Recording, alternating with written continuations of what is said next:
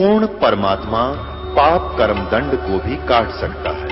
अभी तक जिस भी संत व महापुरुष से मिले उन्होंने यही बताया कि पाप कर्म फल भोगने से ही समाप्त होगा।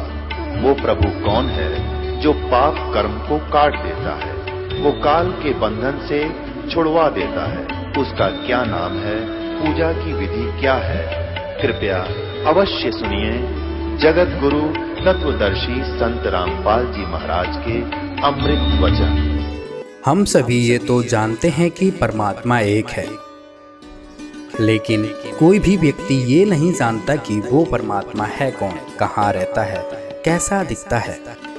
सभी श्रद्धालु लोग वेदयानी की सुनी सुनाई बातों को आधार मानकर साधना करते आ रहे हैं। आज हम आपको शास्त्रों के आधार पर प्रमाणित करेंगे कि पूर्ण परमात्मा कौन है, कहाँ रहता है, कैसा है। तो आइए सुनते हैं जगत गुरु रामपाल जी महाराज के द्वारा शास्त्रों से प्रमाणित अनमोल सत्संग। सतगुरुदेव की जय। बंदी छोड़ कबीर परमेश्वर जी की जय। बंदी छोड़ गरीबदास जी महाराज जी की जय। स्वामी राम देवानंद जी गुरु महाराज जी की जय हो।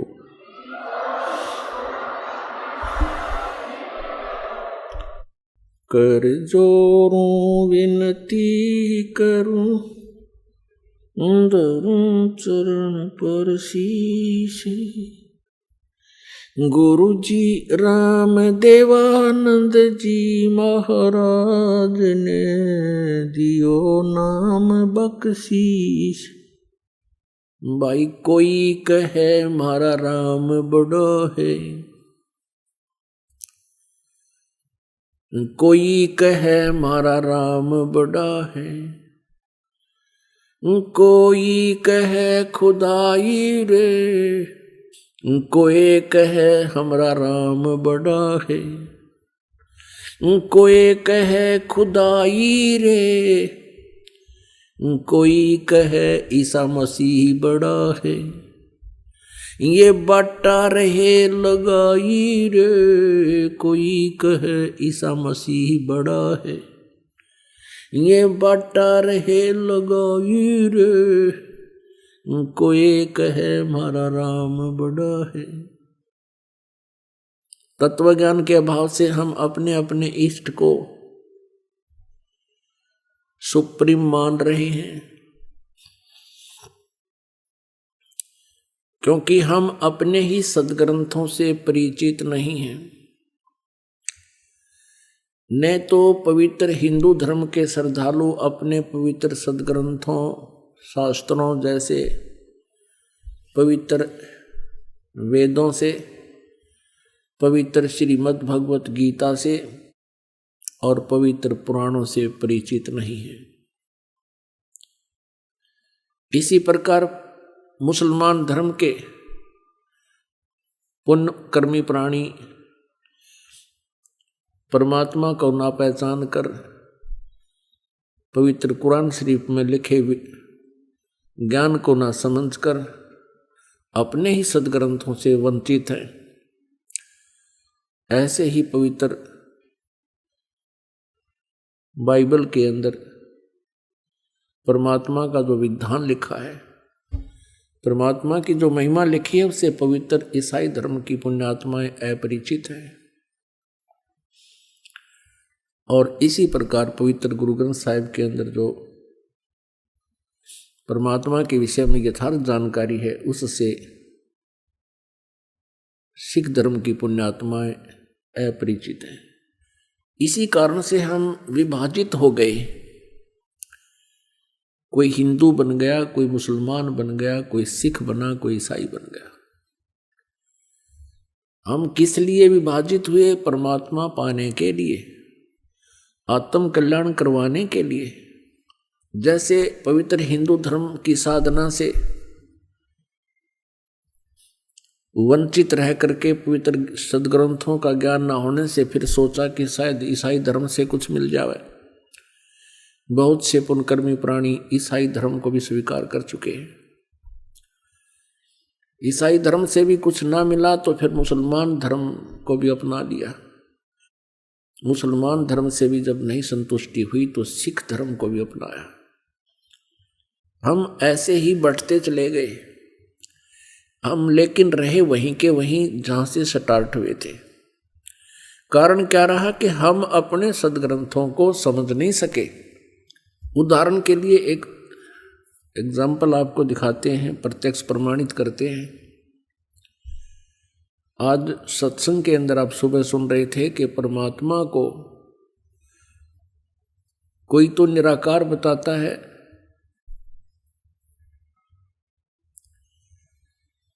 कि वो कभी जन्म नहीं लेता, वो सर्वव्यापक है। और कोई उसको साकार बताते हैं, और साकार रूप में वो क्या बताते हैं कि जो भी दृष्टि गोचर है ब्रह्मांड, चांद सूरज सितारे ग्रह, ये ही साकार रूप है परमात्मा का।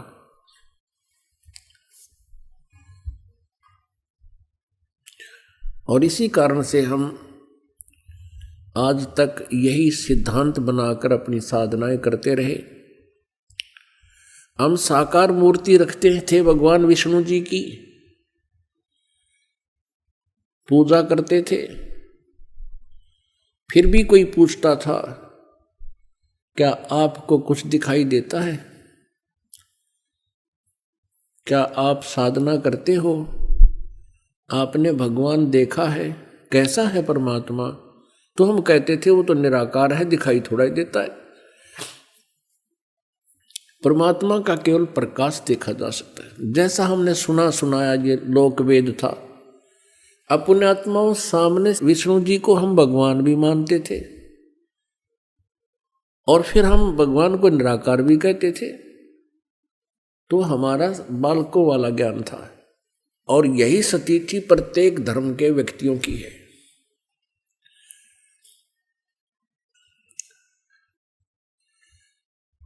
अब आपको बताते हैं परमात्मा कैसा है। परमात्मा परमेश्वर वो साकार है, नर आकार है, मनुष्य दृश्य है,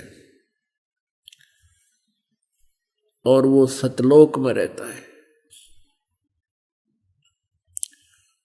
सतलोक वो स्थान है जो कभी नाश नहीं होता है।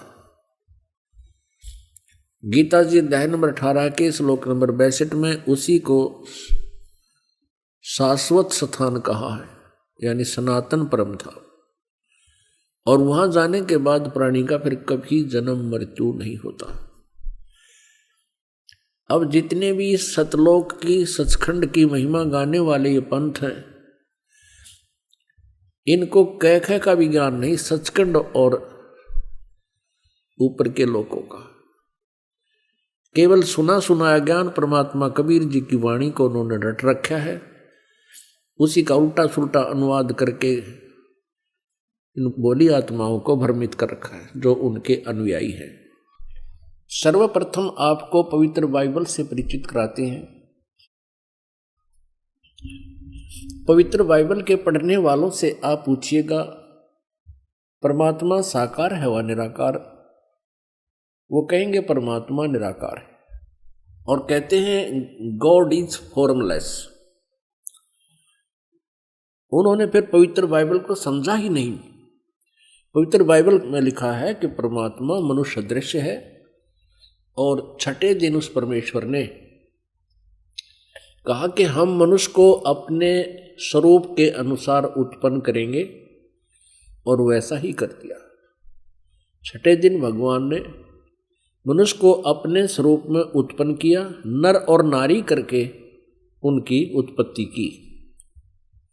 अब देखिएगा प्रमाण पवित्र बाइबल में। पवित्र बाइबल संपूर्ण जीवन अध्ययन बाइबल, पवित्र बाइबल संपूर्ण जीवन अध्ययन बाइबल, संपादक हैं डेविड स्टुअर्ट अंग्रेजी, प्रधान संपादक Donald C Stamps MA MDV, संयुक्त संपादक ये सारे कुछ लिखे इनके। ये USA से छपा है। अब ये देखिएगा उत्पत्ति, जिसको इंग्लिश में अंग्रेजी में बोलते हैं ये जेनेसिस। आरंभ यहां होता है। आदि में परमेश्वर ने आकाश और पृथ्वी की सृष्टि की। पृथ्वी बेडौल और सुनसान पड़ी थी और गहरे जल के ऊपर अंधियारा था, तथा परमात्मा का आत्मा जल के ऊपर मंडराता था। जब परमेश्वर ने कहा कि उजियाला हो, तो उजियाला हो गया। और परमेश्वर ने उजियाले को देखा कि अच्छा है, और परमेश्वर ने उजियाले को अंधियारे से अलग किया। और परमेश्वर ने उजियाले को दिन, अंधियारे को रात कहा। सांझ हुई, फिर भोर हुआ। भोर माने सुबह। इस प्रकार ये पहला दिन की रचना की प्रभु ने, परमात्मा ने, परमेश्वर ने। फिर परमेश्वर ने कहा कि जल के बीच एक ऐसा अंतर हो कि जल दो भाग हो जाए, तब ऐसा ही होगा। तथा इस प्रकार सांझ हुई, फिर भोर हुआ, ये दूसरा दिन हो गया।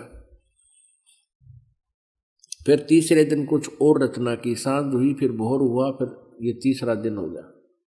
ये फिर सांझ हुई, फिर भोर हुआ, ये चौथा दिन हो गया। कुछ और रचना की परमात्मा ने, चौथा दिन हो गया। फिर ये प्रश्न नंबर 5 पे, तथा फिर और बहुत सी रचनाएं की परमेश्वर ने। तो सांझ हुई, फिर भोर हुआ, इस प्रकार ये 5वां दिन हो गया। अब हम 6ठा दिन पढ़ेंगे।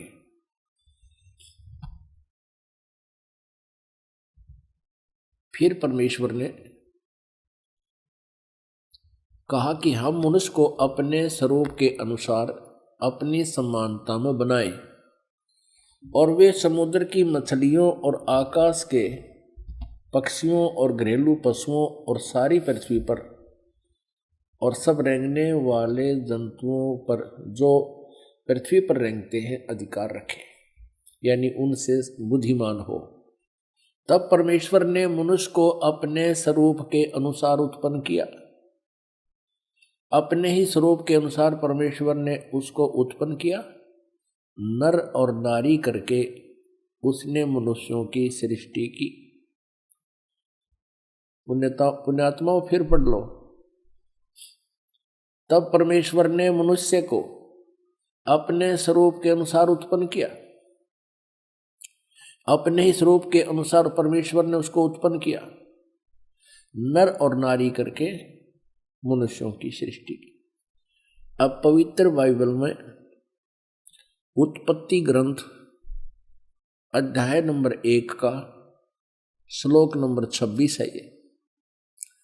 इसमें स्पष्ट कर दिया है कि परमात्मा मनुष्य जैसा है, उसने मनुष्य को अपने जैसा बनाया है। नर और नारी करके उसकी उत्पत्ति की। आगे परमेश्वर ने एक और कमाल किया है कि मनुष्यों के लिए मांस खाने का आदेश उस परम पिता का नहीं है जिसने सब ब्रह्मांडों की रचना की, जो कुल का मालिक है। आगे देखिएगा, इसी उत्पत्ति ग्रंथ में ये 26 नंबर हमने पढ़ लिया।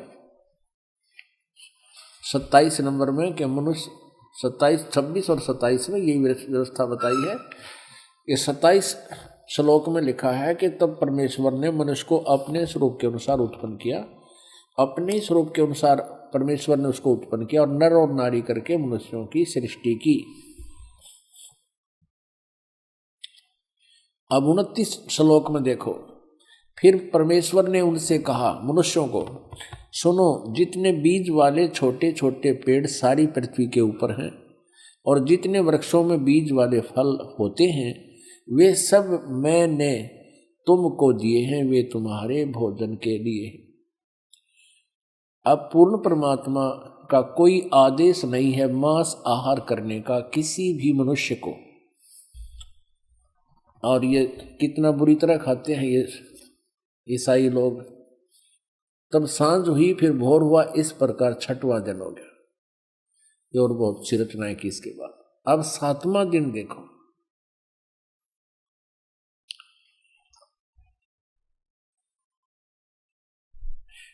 यूं आकाश और पृथ्वी और उनकी सारी सेना का बनाना समाप्त हो गया छठे दिन, और परमेश्वर ने अपना काम जिसे वह करता था 7वें दिन समाप्त किया, और उसने अपने किए हुए सारे काम से 7वें दिन विश्राम किया। और परमेश्वर ने 7वें दिन को आशीष दिया, उसे पवित्र ठहराया, सृष्टि के सारी रचना के काम से विश्राम लिया। अब पवित्र बाइबल से बहुत सी रहस्य जो है सामने आएंगे। एक और प्रमाण दिखाते हैं इसी पवित्र बाइबल में, ये देखिएगा। ये प्रश्न नंबर 11 पर भी यही समर्थन है। ये उत्पत्ति ग्रंथ है,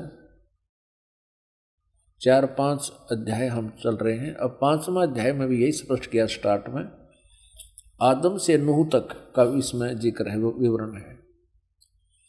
आदम की वंशावली यह है कि जब परमेश्वर ने मनुष्य की सृष्टि की तब अपने ही स्वरूप में उसको बनाया। अब डबल दूसरी बार फिर यहाँ पर प्रमाणित कर दिया कि परमेश्वर ने मनुष्य की सृष्टि की तब अपने ही स्वरूप के में उसको बनाया। उसने नर और नारी करके मनुष्य की सृष्टि की और उन्हें आशीष दी, और उनकी सृष्टि के दिन उसका नाम आदम रखा। अब स्पष्ट हो गया, 2 बार फिर कह दिया। अब आगे दिखाते हैं, ये भी दिखाते हैं कि ये 3 हैं जो इनको कंट्रोल करते हैं। किसको? ईसाई धर्म को। ये देखिएगा, वो 3 हैं, 3 का भी प्रमाण आपको देते हैं। ये देखिएगा, ये है 24 पृष्ठ, और वही उत्पत्ति यानी जेनेसिस 17-18। 3 अतिथि। अब्राहम ममरे के बांज वृक्षों के बीच कड़ी धूप के समय तंबू के द्वार पर बैठा हुआ था अब्राहम। तब योहा ने उसे दर्शन दिया। उसने आंखें उठाकर दृष्टि की तो क्या देखा कि 3 पुरुष उसके सामने खड़े। ये तीनों ब्रह्मा विष्णु महेश। जब उसने उन्हें देखा तब उनसे भेंट करने के लिए तंबू के द्वार से दौड़ा और भूमि पर गिरकर दंडवत किया और कहने लगा, हे प्रभु, यदि मुझ पर तेरी अनुग्रह दृष्टि है तो मैं विनती करता हूँ, अपने दास के पास से चले न जाना। मैं थोड़ा सा जल लाता हूँ और आप अपने पांव धोकर इस वृक्ष के नीचे विश्राम करें। फिर मैं एक टुकड़ा रोटी ले आऊं और उसे आप अपने अपने जीव को तृप्त करें, तब उसके पश्चात आगे बढ़ें, क्योंकि आप अपने दास के पास इसलिए पधारे हैं। उन्होंने कहा, जैसा तू कहता है वैसा कर। अब देखो पुण्यात्मा, इस पवित्र बाइबल ने ये सिद्ध कर दिया कि परमात्मा मनुष्य सदृश है, वो साकार है, मनुष्य जैसा है, क्योंकि उसने मनुष्यों की सृष्टि अपने स्वरूप के अनुसार की। दूसरा कंसेप्ट ये क्लियर कर दिया कि 7वें दिन तख्त पर जा बैठा, उसने विश्राम किया। उसके बाद इस काल के हाथ में बागडोर आ गई, ब्रह्म के हाथ में, और इसने अपने तीनों पुत्रों को ये बागडोर संभाल रखी है, श्री ब्रह्मा, श्री विष्णु, श्री शिव जी को। आपने ये भी देख लिया कि भगवान किसी दृष्टिकोण से भी निराकार नहीं है, वो साकार है। पूर्ण परमात्मा भी साकार है जिसने सारे ब्रह्मांडों की रचना की, और आगे ये देवता भी साकार है जो वाटिका में घूम रहा है, उनसे बातें कर रहा है, उन आदम और हवा के कपड़े सिलवा रहा है। और फिर अब्राहम नाम के एक महापुरुष हुए हैं ईसाई धर्म में। ईसा जी से पूर्व की बातें हैं, आदम जी के बाद की बातें। तो उसने देखा कि 3 भगवान खड़े सामने, उनको दंडवत प्रणाम किया। तो परमात्मा निराकार कहाँ से रहा? ये कहाँ से लाई ये सिद्धांत? ये था लोकवेद। लोकवेद वो होता है जो दंत कथा होती है, जो सदग्रंथों के विपरीत होता है, उसको लोकवेद कहते हैं। अभी आपने पवित्र बाइबल से देखा कि परमात्मा साकार है, तथा परमात्मा ने ये भी बताया कि मांस खाना परमात्मा का आदेश नहीं है। अब आइए देखते हैं पवित्र कुरान परमात्मा के बारे में क्या कहती है। अब आप जी को दिखाते हैं पवित्र कुरान शरीफ में आप किसी भी मुसलमान धर्म के श्रद्धालु से पूछिएगा कि अल्लाह कैसा है, वो कहते अल्लाह तो बेचून है। बेचून में निराकार है। अब कबीर साहब कहते हैं खोजत खोजत था किया अंत कहा बेचून, कि जिस तरीके से ये परमात्मा को खोज रहे हैं वैसे वो मिल नहीं सकता, और खोजते खोजते थक गए तो अंत में कह दिया वो निराकार है, दिखाई देता नहीं। और उसी लोकवेद को सभी समाज में प्रवेश कर दिया। अब देखिए पवित्र कुरान शरीफ में परमात्मा साकार है, मनुष्य दृश्य है, और पवित्र कुरान शरीफ का जो ज्ञान देने वाला अल्लाह है, जिस अल्लाह ने पवित्र कुरान शरीफ का ज्ञान दिया वो मुसलमान धर्म का फाइनल गॉड है।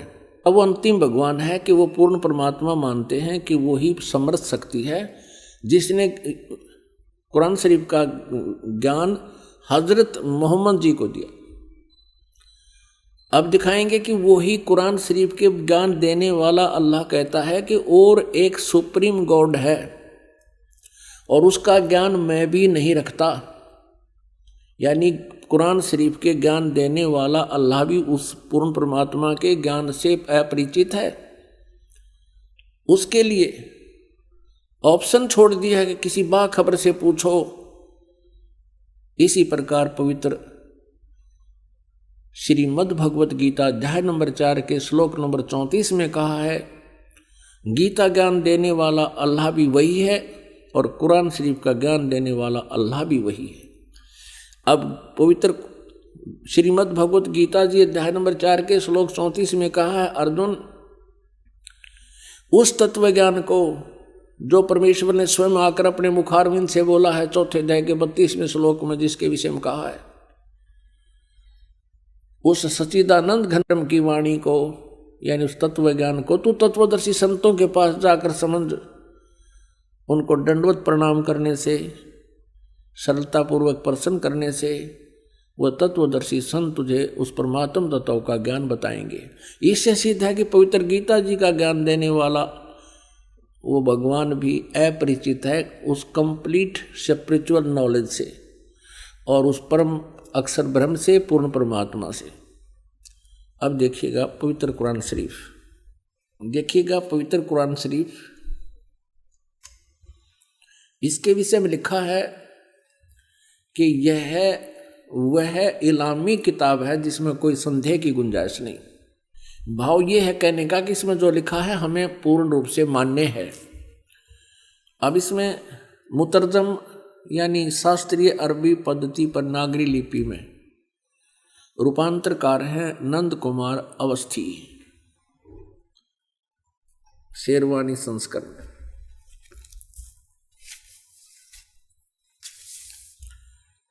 ये भी वही प्रकरण है।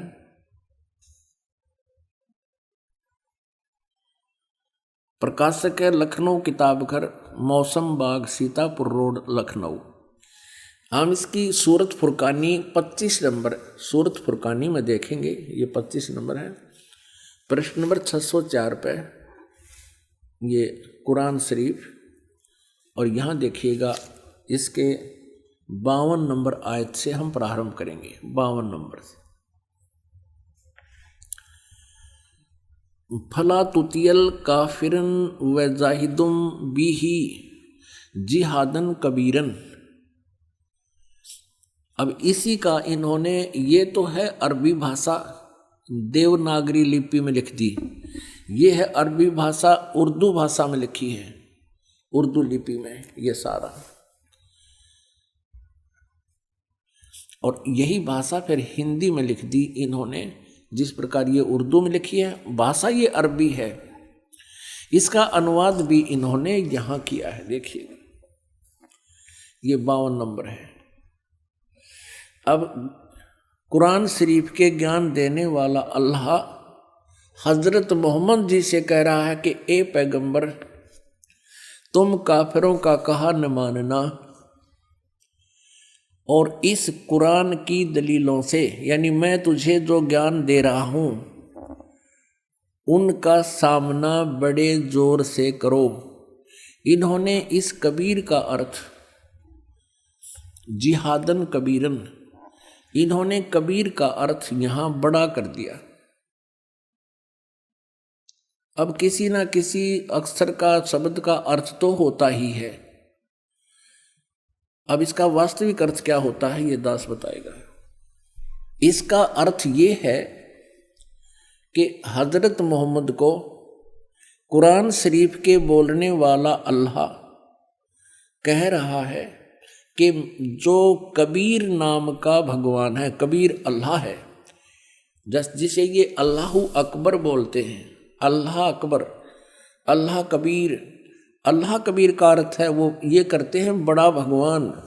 यदि इन्हीं के शब्दों में हम ये माने कि वो बड़ा भगवान है, जिसकी तरफ कुरान शरीफ के ज्ञान देने वाला अल्लाह हजरत मोहम्मद को कह रहा है कि वो बड़ा जो भगवान है, उसके विषय में ये अन्य व्यक्ति जो काफिर हैं, जो उस बड़े भगवान को नहीं भजते हैं, वो काफिर हैं और वो विश्वास नहीं करते इन बातों पर जो मैं तुझे बता रहा हूं कि कबीर इज गॉड, कि वो अल्लाह है, वो बड़ा भगवान है। तो तू उनकी बातों में मत आना और मेरे द्वारा दिए गए इस कुरान शरीफ के ज्ञान पर विश्वास रखना और उनकी बात नहीं मानना। इसके लिए तू संघर्ष करना, कबीर के लिए संघर्ष करना।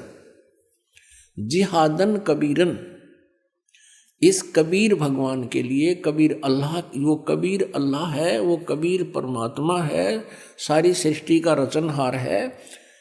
तो मेरी बातों पे विश्वास कर। और ये काफिर नहीं मानते उस कबीर को, उस भगवान को, उस समर्थ शक्ति को।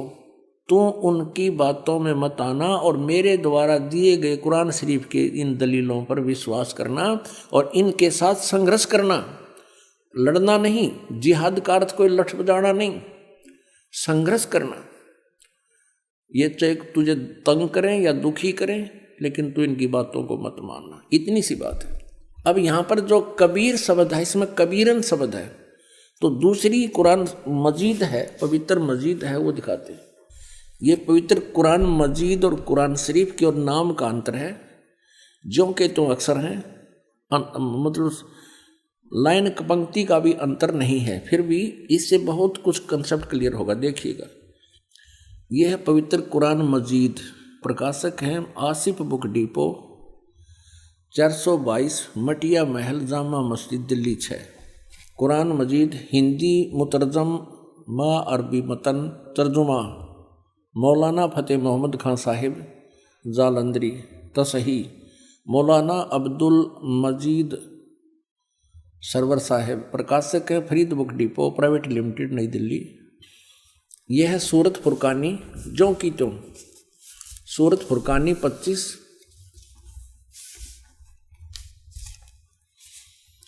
और ये कुरान मजीद पृष्ठ 576 पर। यहाँ देखिएगा, ये वही जो का त्यों, इसमें कोई अंतर नहीं है। ये अरबी भाषा उर्दू में लिखी है और यही अरबी भाषा हिंदी देवनागरी लिपि में लिखी है। ये 52वें आयत हमको आपको दिखाते हैं। फला तुतियल काफिरन न जाहिदम बिही जिहादन कबीरा, उसमें कबीरन लिखा है, केवल इसमें कबीरा लिखा है, तो हम उसे कबीर बोल देते हैं, सीधा कबीर। वो कबीर अल्लाह है। अब यहाँ से हम इतना ही लेंगे, अधिक नहीं। अब हम फिर पवित्र कुरान शरीफ से ही आगे बढ़ेंगे। इससे तो इतना कंसेप्ट क्लियर करना था, इसके कबीरन कहो या कबीर कहो या कबीरा कहो, अर्थ उनका एक ही है।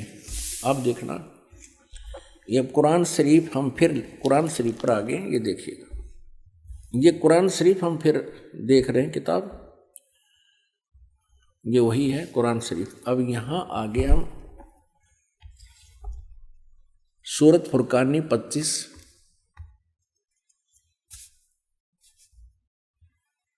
पृष्ठ नंबर 604 पे, और ये वही है नीचे 52वीं आयत।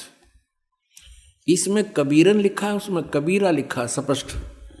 फला तुतियल काफिरन व जाहिदुम बिही जिहादन कबीरन, ये 52 नंबर आयत है। इसका अनुवाद बहुत अच्छा किया इन्होंने।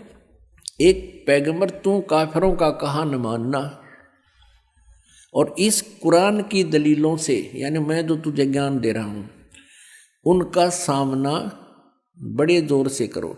अब इसका अर्थ ये है कि वो कबीर नामक परमात्मा है और ये काफिर नहीं मानते इस कबीर इज गॉड, और तो भी उनकी बात मत मानना, संघर्ष करना इसके लिए। और ये अब देखना 53, 54, 55, 56, 57, 58, 59 आयत में कितना क्लियर किया है, ये देखिएगा। ये 607 पृष्ठ पे है। हमने 52 नंबर आयत पढ़ ली है, अब 53 पढ़ेंगे। और वही है वो कबीर नामक अल्लाह, वही है जिसने 2 दरियाओं को मिला चलाया, एक का पानी मीठा प्यास बुझाने वाला और एक का खारी कड़वा, और दोनों के एक आड़ और मजबूत रोक बना दी। अब 54 पढ़ेंगे, ये 53 पूरी होगी। और वही है जिसने पानी की बूंद से आदमी को पैदा किया, फिर उसको साहिबे नसब यानी किसी का बेटा या बेटी, और ससुराल वाला यानी किसी का दामाद बहू बनाया। और तुम्हारा परवरदिगार, यानी देखो स्पष्ट कर रहा है, कुरान शरीफ के ज्ञान देने वाला अल्लाह हजरत मोहम्मद को कह रहा है कि वह तुम्हारा परवरदिगार हर चीज के करने में शक्तिमान है, सतगुर जो चाहे सो कर ही, 14 कोट दूत जमडर ही। और काफिर अल्लाह के सिवा ऐसों को पूजते हैं जो न उनको नफा पहुंचा सकते हैं और न उनको नुकसान, यानी अन्य देवताओं को पूजते हैं, वो उनको ना लाभ दे सकते ना हानि दे सकते, वो काफिर हैं। और काफिर तो अपने परवरदिगार से पीठ दिए हुए हैं, मुंह मोड़े हैं। अब 55 पढ़ दी, अब 56। ए पैगंबर, हमने तुमको खुशखबरी सुनाने और सिर्फ अजाब से डराने के लिए भेजा है। अब 57 में, इन लोगों से कहो कि मैं तुमसे इस अल्लाह के हुक्म पर कुछ मजदूरी नहीं मांगता, हाँ जो चाहे अपने परवरदिगार तक पहुंचने की राह इख्तियार कर ले। अब 58 नंबर आयत में, ए पैगंबर, उस जिंदा चैतन्य पर, चैतन्य अर्थ कर दिया, उस जिंदा पर भरोसा रखो, क्योंकि कबीर परमेश्वर जी हजरत मोहम्मद जी को जिंदा महात्मा के रूप में मिले थे। उस जिंदा पर भरोसा रखो जो कभी मरने वाला नहीं है, वो अविनाशी है। और तारीफ के साथ उसकी पाकी यानी पवित्रता बयान करते रहो, उसकी महिमा का गुणगान करते रहो, और अपने बंदों के गुनाहों से वह काफी खबरदार है। अब देखो, इन्होंने ये 58 नंबर आयत है, यहां देखिएगा, इन्होंने ये खबीरा लिख दिया, खबीरा। इसको कबीरा कहो, खबीरा कहो, अकबर कहो, एक ही अर्थ बनता है। इसमें लिखा है कि वो कबीर नामक परमात्मा इबादत ही कबीरा है। इबादत माने पूजा, इबादत ही माने पूजा के योग्य, वो कबीरा है, वो कबीर नामक परमात्मा। इसको खबीर कहो, कबीर कहो। इबादत ही माने इबादत माने पूजा, इबादत ही माने पूजा के योग्य, वो कबीर परमात्मा है। ये 58 नंबर आयत है। आगे देखो, इसका इन्होंने अर्थ जो किया वो पढ़ेंगे कि ए पैगंबर, उस जिंदा पर भरोसा रखो जो जिंदा महात्मा के रूप में तुम्हें मिला था, रखो, जो कभी मरने वाला नहीं है, वो वास्तव में अविनाशी है। और तारीफ के साथ उसकी पाकी बयान करते रहो, और अपने बंदों के गुनाहों से, यानी अपने भक्तों के पाप का वो नाश कर देता है। यहाँ इन्होंने इस कबीर का अर्थ काफ़ी कर दिया, काफ़ी, बड़ा कहो, बहुत कहो, घना कहो, बड़ा कहो। खबरदार है यानी जानता है, वो नाश कर देता है। और इस 59 में 59 में तो कमाल कर दिया। और ये कबीर नामक अल्लाह वही है जिसने आसमानों और जमीन और जो कुछ उनके बीच में है सबको 6 दिन में पैदा किया, फिर तख्त पर जा बिराजा। ओए वही पवित्र बाइबल कह रहा है कि 6 दिन में सृष्टि रची, 7वें दिन विश्राम किया। और यही पवित्र कुरान शरीफ कह रही है कि जिसने आसमान और जमीन के और जो कुछ उनके बीच में था है सबको 6 दिन में पैदा किया और फिर तख्त पर जा बिराजा। वो अल्लाह बड़ा, ये लिखना है वो अल्लाह कबीर। 59 में देखिएगा यहाँ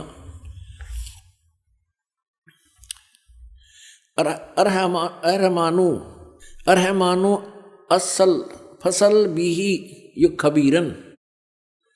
अब इस खबीरन का अर्थ भी उन्होंने बड़ा कर दिया। वो अल्लाह बड़ा, वो अल्लाह कबीर, यह लिखना चाहिए वो अल्लाह कबीर है। ये देखिए हम यहां आते हैं 59 पे, जिसने आसमान और जमीन और जो कुछ भी उनके बीच में है सबको 6 दिन में पैदा किया, फिर तख्त पर जा बिराजा। वो अल्लाह कबीर, अल्लाह कबीर लिखना था, वो अल्लाह कबीर है। वो इन्होंने अल्लाह बड़ा कर दिया, वो अल्लाह अकबर है। ये कहते हैं वो अल्लाह अकबर है, वो कबीर बड़ा है। रहमान है, दयालु है। तो उसकी खबर अब यहां स्पष्ट हो गया। पवित्र कुरान शरीफ के ज्ञान देने वाला अल्लाह, जो मुसलमान धर्म जिसको अपना अल्लाह मानते हैं और पैगंबर हजरत मोहम्मद भी उसको अपना अल्लाह मानते हैं, वो कह रहे हैं कि उस कबीर नामक परमात्मा का जिसने 6 दिन में सृष्टि की तख्त पर जा बिराजा, तो उसकी खबर किसी बाखबर तत्वदर्शी संत से, इल्म वाले से पूछ देखो।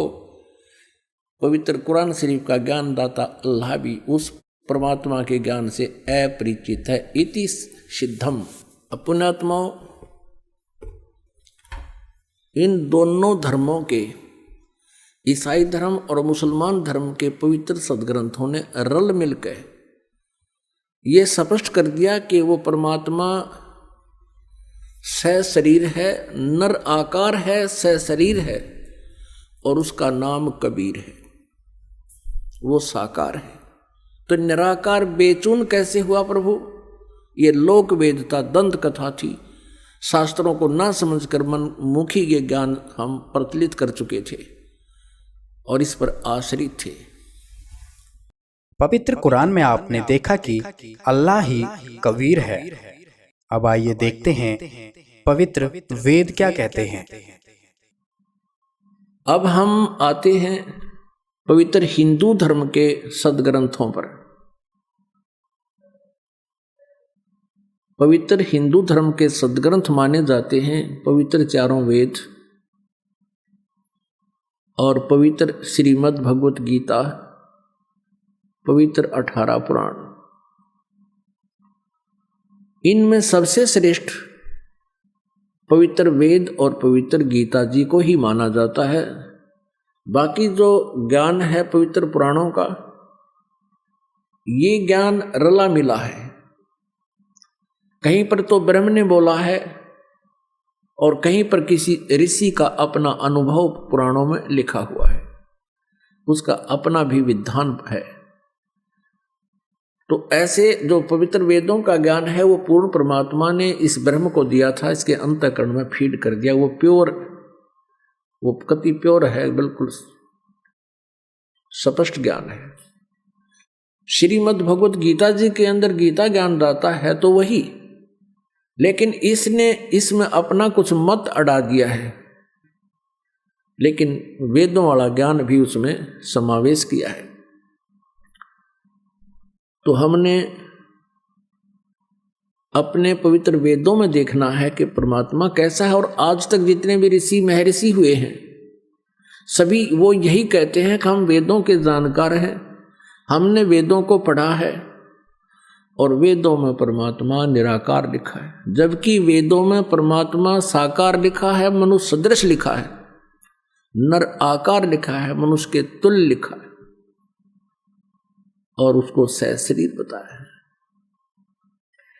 अब वेद क्या बताते हैं उस प्रभु के बारे में, आपको दिखाते हैं ऋग्वेद। वो परमात्मा कौन है, वो कैसी लीला करता है, देखिएगा। ऋग्वेद प्रकाशक हैं सार्वदेशिक आर्य प्रतिनिधि सभा, महर्षि दानंद भवन, रामलीला मैदान, नई दिल्ली से। और यहाँ देखिएगा मुद्रक हैं Prince of set printers, 1510 Pataudi house, Daryaganj, नई दिल्ली से। इसमें आपको दिखाते हैं ऋग्वेद मंडल नंबर 9 और सूक्त नंबर 86, 86, इसका मंत्र 26 में है। यज्ञ करने वाले यजमानों के लिए परमात्मा, इसका अर्थ है यज्ञ माने धार्मिक अनुष्ठान करने वाले यजमानों माने भक्तों के लिए परमात्मा, यानी जो धार्मिक अनुष्ठान करते हैं उनके लिए परमात्मा सब रास्तों को सुगम करता हुआ, उनके विघ्नों को यानी उनके संकटों को नष्ट कर देता है, मर्दन करता है, और उनको पवित्र करता हुआ अपने रूप को सरल करता हुआ, भगवान साकार हुआ, अपने रूप को सरल करता हुआ, वह कांतिमान परमात्मा। अभी इन्होंने ये लिख दिया, कबीर का अर्थ सर्वज्ञ कर दिया है। ये देखो, ये ऊपर है कबीर अतो, हम इसको कबीर बोलते हैं, कबीर कबीर। इन्होंने इसको यहां ऐसा लिख दिया, अपसर्ग लगा दिए। अब भी हम इसको कबीर बोल रहे हैं या कवि ही कहें, जैसे पुनर्जन्म पुनः कहो, पुनर्कहो, पुनर्जन्म कहो, कबीर।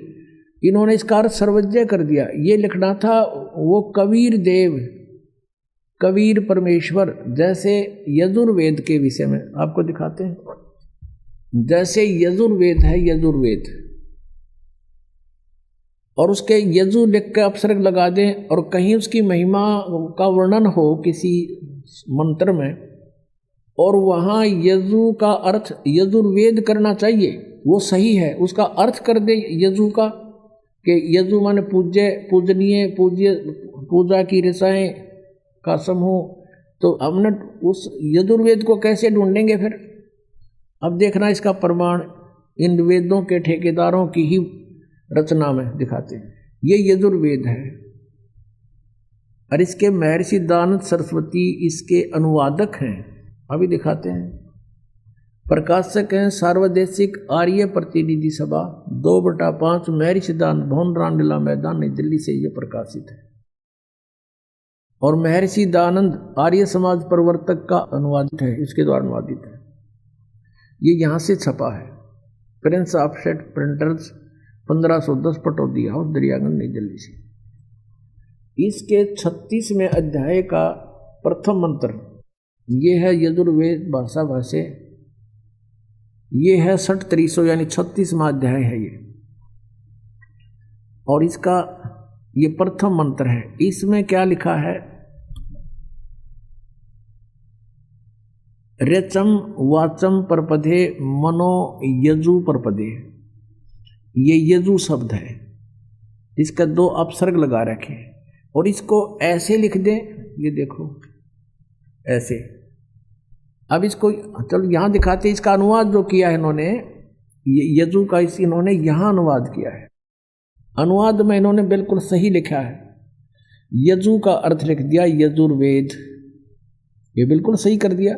अगर यहाँ यजुर्वेद ना लिख के और ये लिख दें कि यजु यानी पूजा की रसाएं, क्योंकि यजु शब्द जो है ये पूजा से संबंधित है, तो उसका किसी भी शब्द का कोई अर्थ तो होता ही है। तो यहाँ अगर यजुर्वेद ना लिखते तो इस यजुर्वेद को कैसे पहचानेंगे किसकी महिमा है? इन्होंने ठीक ऐसा वहाँ करना चाहिए था जहाँ नहीं किया। अब हम फिर आते हैं उस ऋग्वेद पर, जहाँ पर इन्होंने कबीर का अर्थ कवि कर दिया, सर्वज्ञ कर दिया। प्रथम तो कोई भी कवि सर्वज्ञ नहीं हो सकता। कवि का अर्थ काव्यकार तो लिख सकते थे तो कोई दिक्कत ना थी, लेकिन हम फिर भी पहचान लेते सच्चाई को। इन्होंने कविकार सर्वज्ञ करके ये बिल्कुल गलती कर दी। कोई भी कवि सर्वज्ञ नहीं होता। यहाँ अर्थ लिखना था वो कबीर देव है, वो परमात्मा जिसके विषय में ये गुणगान किए जा रहे हैं, वेद जिसकी महिमा बता रहे हैं, वो कबीर देव, कबीर साहब, कबीर प्रभु है। देव कहो, भगवान कहो, परमेश्वर कहो। अब देखिएगा ये वही ऋग्वेद, हमने यजुर्वेद रख दिया है, ऋग्वेद फिर उठा लिया, वही जो पहले आपको दिखाया था। ये कहाँ से प्रकाशित है? ये वहीं से प्रकाशित है, सर्वदेशी कार्य प्रतिनिधि सभा, महर्षि सिद्धांत भवन, रामलीला मैदान, नई दिल्ली से। अब इसके हम ऋग्वेद मंडल नंबर 9 सूक्त 86 का मंत्र 26 फिर पढ़ेंगे। 26 इसमें ये कबीर शब्द है, इसका इन्होंने यहाँ गड़बड़ कर दी। यज्ञ करने वाले यजमानों के लिए यानी भक्तों के लिए, जो धार्मिक अनुष्ठान करते हैं उन भक्तों के लिए यज्ञ माने धार्मिक अनुष्ठान। परमात्मा सब रास्तों को सुगम करता हुआ उनके विघ्नों को मर्दन करता है, उनके विघ्न, उनके संकटों का नाश करता है और उनको पवित्र करता है, यानी सब बुराइयों से हटा देता है और अपने रूप को सरल करता है। तेज पुंज अन्य दे धर के, हल्के तेज पुंज का शरीर बनाकर परमात्मा वो कांति में, यहाँ लिखना था वो कबीर देव, ये कबीर देव लिखना था। कबीर देव, कबीर साहब, कबीर भगवान, विद्युत के समान क्रीड़ा करता हुआ और वर्णीय पुरुष को यानी अच्छी आत्मा को प्राप्त होता है, वहाँ से चलकर आता है। यहाँ देखना अब 27 मंत्र में ऋग्वेद मंडल नंबर 9 सूक्त 86 का मंत्र 27 पढ़ रहे हैं हम। 26 पढ़ लिया हमने ये इसका। अब इसमें क्या लिखा है कि जो परमात्मा प्रकाश पुंज परमात्मा को बुद्धि वृत्तियां विषय करती हैं, जो परमात्मा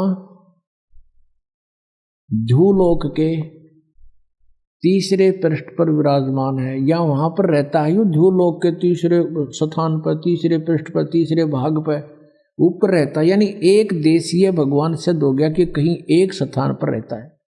और वहां से फिर देखना अब ऋग्वेद मंडल नंबर 9 सूक्त 82 का ये देखिएगा। ऋग्वेद मंडल नंबर 9 सूक्त 82 और मंत्र नंबर 1 82 का ये मंत्र नंबर 1 है। सर्व उत्पादक प्रभु, सबकी सृष्टि रचने वाला प्रभु यानी परमात्मा प्रकाश रूप है, सद्गुणों की वृष्टि करने वाला है, पापों को हरण करने वाला है। वह है राजेव, राजा के समान। ये देखना 269 पर हम पढ़ रहे हैं, 269 पर। अब 270 पर हम आगे तो देखो ना, तो और पृष्ठ दिखा दिया होगा। 270 पर हम आगे 270 पर। तो राजा के समान दर्शन यह है, यहाँ आपने देखा राजेव, राजा के समान, राजा के, और यहाँ लिखा है समान। दर्शनीय माने देखने जोगा है, दिखाई देता भगवान मनुष्य जैसा है, नर आकार है और वह पृथ्वी आदि लोक लोकांतरों के चारों ओर शब्दमान हो रहा है। वह वर्णीय पुरुष को यानी अच्छी आत्मा को, श्रेष्ठ आत्मा को, जो दृढ़ भक्त है उसको पवित्र करता हुआ प्राप्त होता है। यानी परमात्मा कैसे और जिस प्रकार विद्युत स्नेह वाले स्थानों को आधार बनाकर प्राप्त होता है, इसी प्रकार परमात्मा, उक्त गुण वाला परमात्मा भी ऐसे ही करता है। अब यहाँ उद्देश्य क्या होता है उस भगवान का? अब ऋग्वेद मंडल नंबर 9 सूक्त 82 के मंत्र नंबर 2 में बताया है कि हे परमात्मा, उपदेश करने की इच्छा से यानी तत्व ज्ञान बताने की इच्छा से आप महापुरुषों को प्राप्त होते हो, अच्छी आत्माओं को मिलते हो, महान आत्माओं को, और आप अत्यंत गतिशील पदार्थ के समान यानी बहुत तेजो गति में चलने वाले की तरह हमारे आध्यात्मिक यज्ञ को प्राप्त होते हो। आप कवि का अर्थ लिख दिया, कवि सर्वज्ञ है, आप कबीर देव हैं। परमात्मा ने 600 वर्ष पहले कहा था, वेद मेरा भेद है, मैं ना वेदन के माही और जौन वेद से मैं मिलूं। वो वेद जानते नहीं, वेद मेरी महिमा गा रहे हैं, पर इन में वर्णित विधि से मेरी प्राप्ति नहीं हो सकती। वह परमात्मा कबीर देव है, शुद्ध स्वरूप है। हमारे पापों को दूर करके हे अमर परमात्मा, हे सोम, आप हमको सुख दें और भाव को उत्पन्न करते हुए आप हमको सुख दें और प्रेम भाव को उत्पन्न करते हुए पवित्रता को उत्पन्न करें। ये वैसे यहाँ ये देखो ये कितने विचलित हैं। यहाँ इन्होंने निजम का अर्थ पवित्रता कर दिया। यहाँ लिखना था आप अपने उस रूप में ही, उसी साकार रूप में हमें प्राप्त हों या प्रकट हों। अपने आत्मा ये स्पष्ट हो गया कि कबीर परमात्मा है और वो यहाँ अपने सतलोक से चलकर गति करके आता है, अच्छी आत्माओं को मिलता है, उनको तत्व ज्ञान से परिचित कराता है। अब फिर और दिखाते हैं आपको। ऋग्वेद मंडल नंबर 9 सूक्त 96 का 16वां मंत्र है। उसमें पूछा है कि हे परमात्मा, आप अपना नाम बताइए, आपका वास्तविक नाम क्या है। देखिएगा ऋग्वेद मंडल नंबर 9 सूक्त 96 इसके 16 मंत्र में, मंत्र नंबर 16 में कहा है कि हे परमात्मन, सर्वोपरि रहस्य श्रेष्ठ, यो नाम का इन्होंने अर्थ तुम्हारी संज्ञा कर दिया। लिखना था हे परमात्मन, सर्वोपरि रहस्य में यानी गुप्त आपका जो श्रेष्ठ नाम, जो नाम है, संज्ञा नहीं, आप उसका ज्ञान कराएं। अब इसमें 17वें श्लोक में ये स्पष्ट किया है कि शिशुम जगानम हरियंतम मर्दंती शुभंती वहीन मरुतो गणेन कबीर गिरभी यु रह पर कबीर गिरभी कावेना कबीर संत सोम पवित्र एति पवित्रम अत्येति रेभन। इसका सीधा सारथ है कि जो परमात्मा अपनी लीला अनुसार एक शिशु बालक का रूप धारण करके जानबूझ कर प्रकट होता है और वो अपनी महिमा की कबीर वाणी के द्वारा कावेना कवि यानी कविताओं से अपनी महिमा का गुणगान करता है ऊंचे स्वर में। रेबन माने ऊंचे स्वर में बोल बोल के, और वो कबीर देव होता है और वो होता है परमात्मा, उसका नाम कबीर देव है। अभी इन्होंने क्या कर रखा है, शिशुम का अर्थ कुछ और ही कर दिया। उस परमात्मा को जो सदा प्रकट है, जो अत्यंत कमनीय है, उसको उपासक लोग बुद्धि विषय करते हैं और उसकी स्तुति द्वारा उसके गुणों का वर्णन करते हैं। विद्वान लोग उस गतिशील परमात्मा का गुणों के गणों द्वारा वर्णन करते हैं। अब यहाँ इन्होंने क्या कर दिया, इस कबीर गिरभी को दो भाग कर दिए। कवि कबीलो कर दिया कबीर का, और गिरभी माने वाणी द्वारा। यहाँ लिखना था कबीर वाणी द्वारा, कबीर कबीर गिरभी, गिरभी माने वाणी द्वारा, गिर माने वाणी, गिरभी माने वाणी द्वारा, कबीर वाणी द्वारा। और काविन कविताओं से बोलता है। रेभन माने गरजता हुआ, ऊंची आवाज में बोलता है रेभन। इसका इन्होंने इस एक कवि का अर्थ तो कर दिया कबीर का, इस कबीर का अर्थ नहीं किया। आप देख लो, ये ब्रैकेट में इनकी संस्कृत है, इसमें कहीं पर भी दूसरा कबीर नहीं है। कबीर ये देखो, ये पीछे देख के खूब देख सकते हो। और यहां केवल एक कबीर लिखा है, ये लिखा है कबीर। ये कबीर गिरभी, कबीर वाणी द्वारा लिखना था। उसके बाद कबीर शब्द नहीं है, ये इनके सब आदि है, इसमें कहीं पर भी कबीर शब्द नहीं है। और ये एक कबीर ने खा गए। अब जब एक अक्षर का भी अर्थ कहीं नहीं है तो वो अनुवाद कैंसिल होता है, क्रॉस लग जाता है। इन अनुवाद ठीक नहीं किया। अब इसका अर्थ ये है, ये दास बताएगा, परमात्मा ने ये चारों वेद पांचों वेद दिए थे इस काल को, और जो कुछ भी इसमें लिखना कहना सुनना था हमारे लिए वो सारा कुछ लिख कर इसको दे दिया। अब उसने एज इट इज बाहर निकाल दिए, ये न्यो के न्यो है। इसमें परमात्मा ने आप पर बताया है कि आपका असली नाम क्या है, प्रश्नोत्तरी स्वयं लिखकर भेज रखे। फिर यहाँ बता रखा है कि वो कबीर देव है, और वो शिशु रूप धारण करके जब प्रकट होता है अपने उद्देश्य को लेकर आता है तत्व ज्ञान देने के लिए, वो अपने मुख से वाणी बोलता है। वो कबीर जी द्वारा बोली गई वाणी कबीर वाणी कहलाती है। उस कबीर वाणी द्वारा कविताओं से, यानी कविताओं के माध्यम से, लोकोक्तियों के माध्यम से अपना सत्ज्ञान उच्चारण करता बोलता है। वो परमात्मा होता है कबीर देव। कबीर संत सोम वो ऋषि या संत रूप में प्रकट होता है, और वो कवियों की तरह आचरण करता है, वो होता है परमात्मा। अब देखो ये बताते भगवान निराकार है और वेदों के ठेकेदार बन रहे, और वेद भगवान को साकार बतावें, एक देशीय बतावें।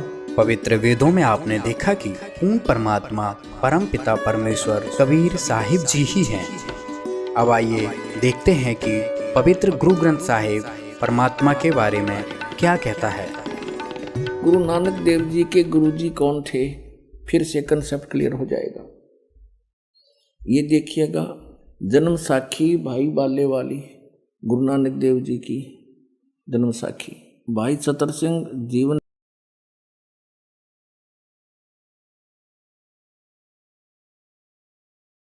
सिंह अमृतसर से छपी है। भाई बाले वाली श्री गुरु नानक देव जी की जन्म साखी, ये यहाँ से छपी अमृतसर से।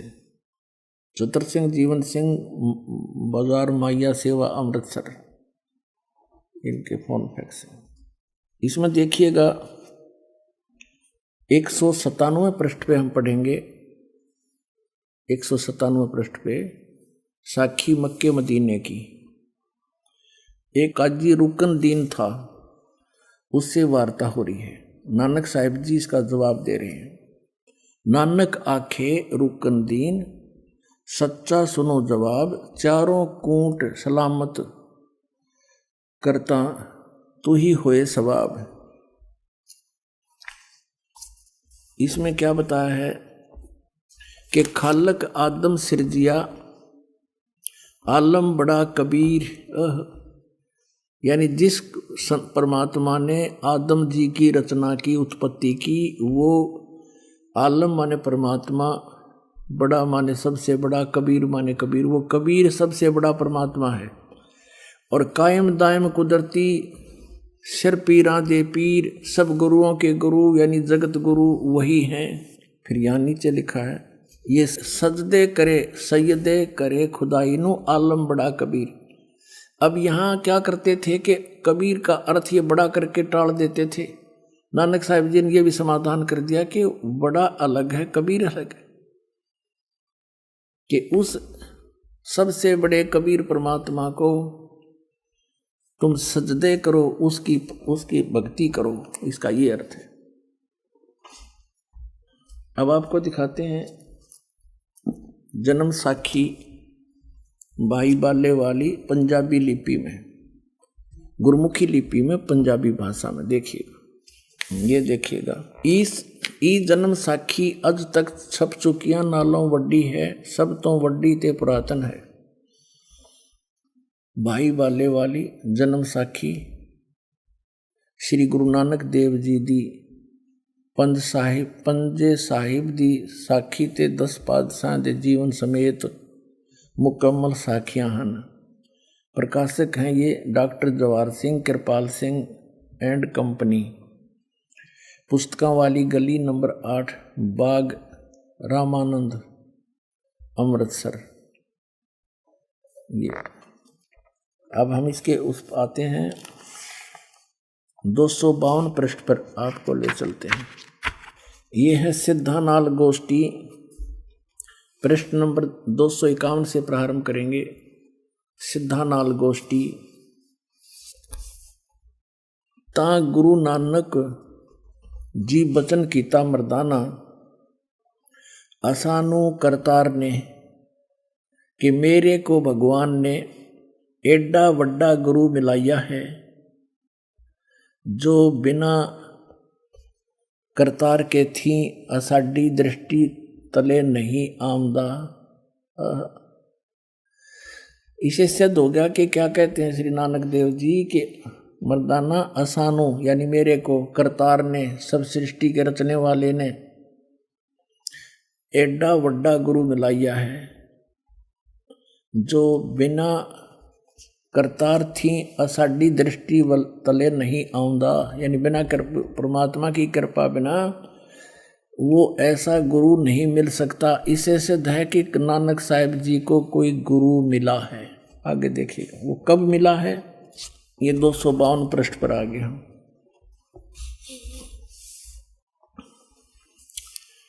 तो फिर मर्दाना पूछिया जी तुसानू जो गुरु मिलिया सी उसका नाव की है। ता गुरु नानक जी की हा मर्दाना उसका नाव बाबा जिंदा आखदे हन। जहां तोड़ी जल और पवन है उस दे हुक्म विच चलदे हन अते अग्नि और मिट्टी एह भी उस दे आखे विच हन।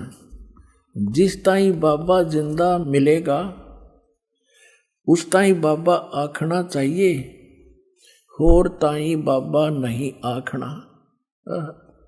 ता मर्दा ने पूछिया कि हाँ गुरु जी असी ता तुहाडे नाल ही रहंदे आहे, हम तुम्हारे साथ ही रह रहे हैं, तो सानू यानी आपको कद मिलिया है, वो कब मिला है। ता गुरु नानक देव जी की हा मर्दाना अजे तू असा थी नहीं आया से, जब तक तू मेरे पास नहीं आया था, जद असी मिलन गए से।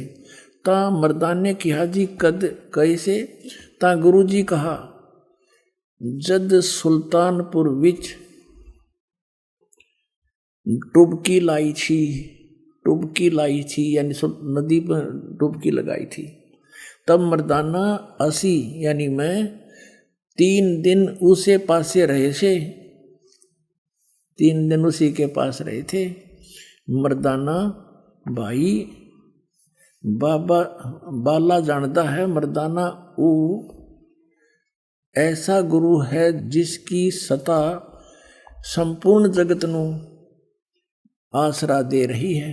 अते मर्दाना जिंदा उसनों कहते हन जो काल दे वस ना आवे और ना हवे अथो काल उस दे वस होए। ता मर्दाना ने किया रंग क्या है उस अते उसदा आसन कीथे है। ता गुरु जी किया मर्दाना उसदा रंग लाल है, पर उस लाली नाल कोई लाली मिलदी नहीं। अते उस दे रोम स्वर्ण दे रंग जे दे हन, उसके जो बाल हैं रोमकूप हैं, उसके बाल जो हैं सोने जैसे हैं, पर सोना भी उसके बराबर नहीं है। इसका ये अर्थ है। एक तो ये कंसेप्ट क्लियर हो गया कि नानक साहिब जी के गुरु जी थे, और भी कंसेप्ट क्लियर कराते हैं। ये है प्राण संगली नानक साहिब जी के करकमलों से लिखी है, ये यहाँ से छपी है, यहाँ से देखिएगा। श्री ये है प्राण संगली सटीपन प्रथम भाग, श्री गुरु नानक साहिब विरिचित प्राणों का अपूर्व कवच, जो सुर शब्द योग साधनमयी अमोघ तारों से रचा हुआ है। प्रकाशक हैं Belvedere printing works 56A 13 Motilal अब्लिक 13 मोतीलाल नेहरू रोड इलाहाबाद से। और इसके संपादक कौन हैं? सटीपन उल्थाकार यानी इसका अनुवाद करता संपूर्ण सिंह तरण तारण पंजाब से।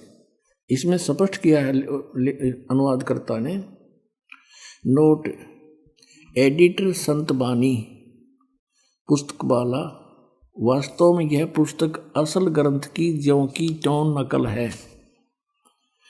नकल देवनागरी अक्षरों में है, उसका उल्था या तर्जमा नहीं है। जो कि जो है उसका कोई उल्था नहीं है इसमें। अब इसके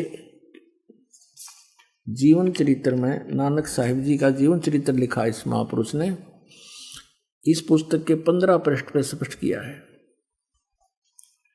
संवत 1554 में गुरुजी एक दिन नियमानुसार पहर रात कर रहे सेवक के साथ बेई नदी पर स्नान को गए तो वहां एक साधु से भेंट हुई, जिसने चेताया कि बाबा नानक जी तुम किस काम के लिए इस संसार में भेजे गए हो, तुम्हारे लिए सच्चे दरबार से क्या आज्ञा है और क्या कर रहे हो। इस पर गुरुजी उस साधु के साथ बेई नदी में घुसकर 3 दिन तक गुप्त रहे और ये कंसेप्ट इन्होंने क्लियर कर ही दिया है कि मुझे जिंदा महात्मा के रूप में वो संत मिले और यही परमात्मा पूर्ण ब्रह्म सत्पुरुष है। ये जिंदा महात्मा के रूप में आकर के उन महापुरुषों को मिलते हैं, अच्छी आत्माओं को, ये वेद गवाही देते हैं। और इसी तरह जिंदा महात्मा के रूप में किस किस को मिले, आदरणीय धर्मदास साहिब जी को मथुरा में मिले, आदरणीय मुल्कदास साहिब जी को मिले, आदरणीय दादू साहिब जी को सांभर में मिले, आदरणीय नानक साहिब जी को जिंदा महात्मा के रूप में वही परमेश्वर सतपुरुष यानी कबीर साहिब बेई नदी सुल्तानपुर के पास मिले। आदरणीय गिरिदास साहिब जी को गांव छुड़ानी जिला झज्जर हरियाणा वाले को खेतों में जंगल में गऊ चरा रहे थे जब 10 वर्ष के थे, वहां ये जिंदा महात्मा के रूप में मिले। आदरणीय घीसा दास साहिब जी को गांव खेखड़ा में मिले, जिला मेरठ उत्तर प्रदेश में। तो पुण्यात्माओं इतने प्रमाण हैं और उन महापुरुषों ने यानी आदरणीय गरीबदास साहिब जी ने कहा कि हम सुल्तानी नानक तारे दादू को उपदेश दिया, वो जात जुलाहा भेद नहीं पाया, काशी माए कबीर होया। तो ये कंसेप्ट क्लियर हो गया कि श्री नानक देव जी के गुरु जी थे और बाबा जिंदा थे। हम इस बात को यहीं तक सीमित रखते हैं कि उनके गुरु जी थे, कोई बाबा जिंदा थे और वो पूर्ण परमात्मा के ने उस करतार ने उनको मिलाया। वो स्वयं कहते हैं कि करतार ने मुझे इतना बड़ा गुरु मिलाया है। और यही गरीबदास साहिब जी कहते हैं, अनंत कोट ब्रह्मांड का एक रति नहीं भारे, सतगुरु पुरुष कबीर हैं ये कुल के सिरजनहारे। तो इससे सिद्ध हो गया कि इन महापुरुषों के गुरुजी थे जिनको मोक्ष प्राप्त हुआ। अब प्रसंग आता है कि क्या कबीर साहिब जी के भी गुरुजी थे? यस, कबीर साहिब पूर्ण परमात्मा हैं, असंग ब्रह्मांड के स्वामी हैं और इनको गुरुजी की कोई आवश्यकता नहीं थी। लेकिन इन्होंने गुरु इसलिए बनाना अनिवार्य समझा कि आने वाले समय में काल का दाव लग जाएगा और ये कहा करेंगे काल के दूत संत, क्या कबीर जी ने कौन सा गुरु बनाया था? हमारे परम धनी ने भी ना बनाया। लेकिन इनके परम धनी का तो ये दिखा दूं आपके सामने सारा सांग के बना इसके संग। लेकिन परमेश्वर ने स्वयं इस मर्यादा को बनाए रखने के लिए ये वाणी बोली, गुरु बिन माला फेरते गुरु बिन देते दान, गुरु बिन दोनों निष्फल है चाहे पूछो वेद पुराण। रामकृष्ण से कौन बड़ा उन्हों भी गुरु कीन, और 3 लोग के वेदनी गुरु आगे आधीन।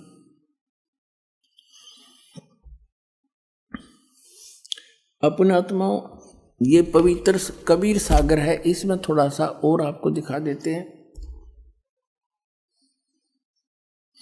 कि नानक साहिब जी को कौन गुरु मिले थे। और इस बात को नानक साहिब जी स्वीकार करते हैं कि मुझे जिंदा महात्मा के रूप में परमात्मा मिले थे, गुरुजी मिले थे। ये पवित्र कबीर सागर इतना ही मान्य और आदरणीय है जितना श्री गुरु ग्रंथ साहिब और श्री गुरु ग्रंथ साहिब से पहले का है, क्योंकि परमात्मा सन 1398 से सन 1518 तक लीला करते हुए इस भारतवर्ष की पृथ्वी पर रहे।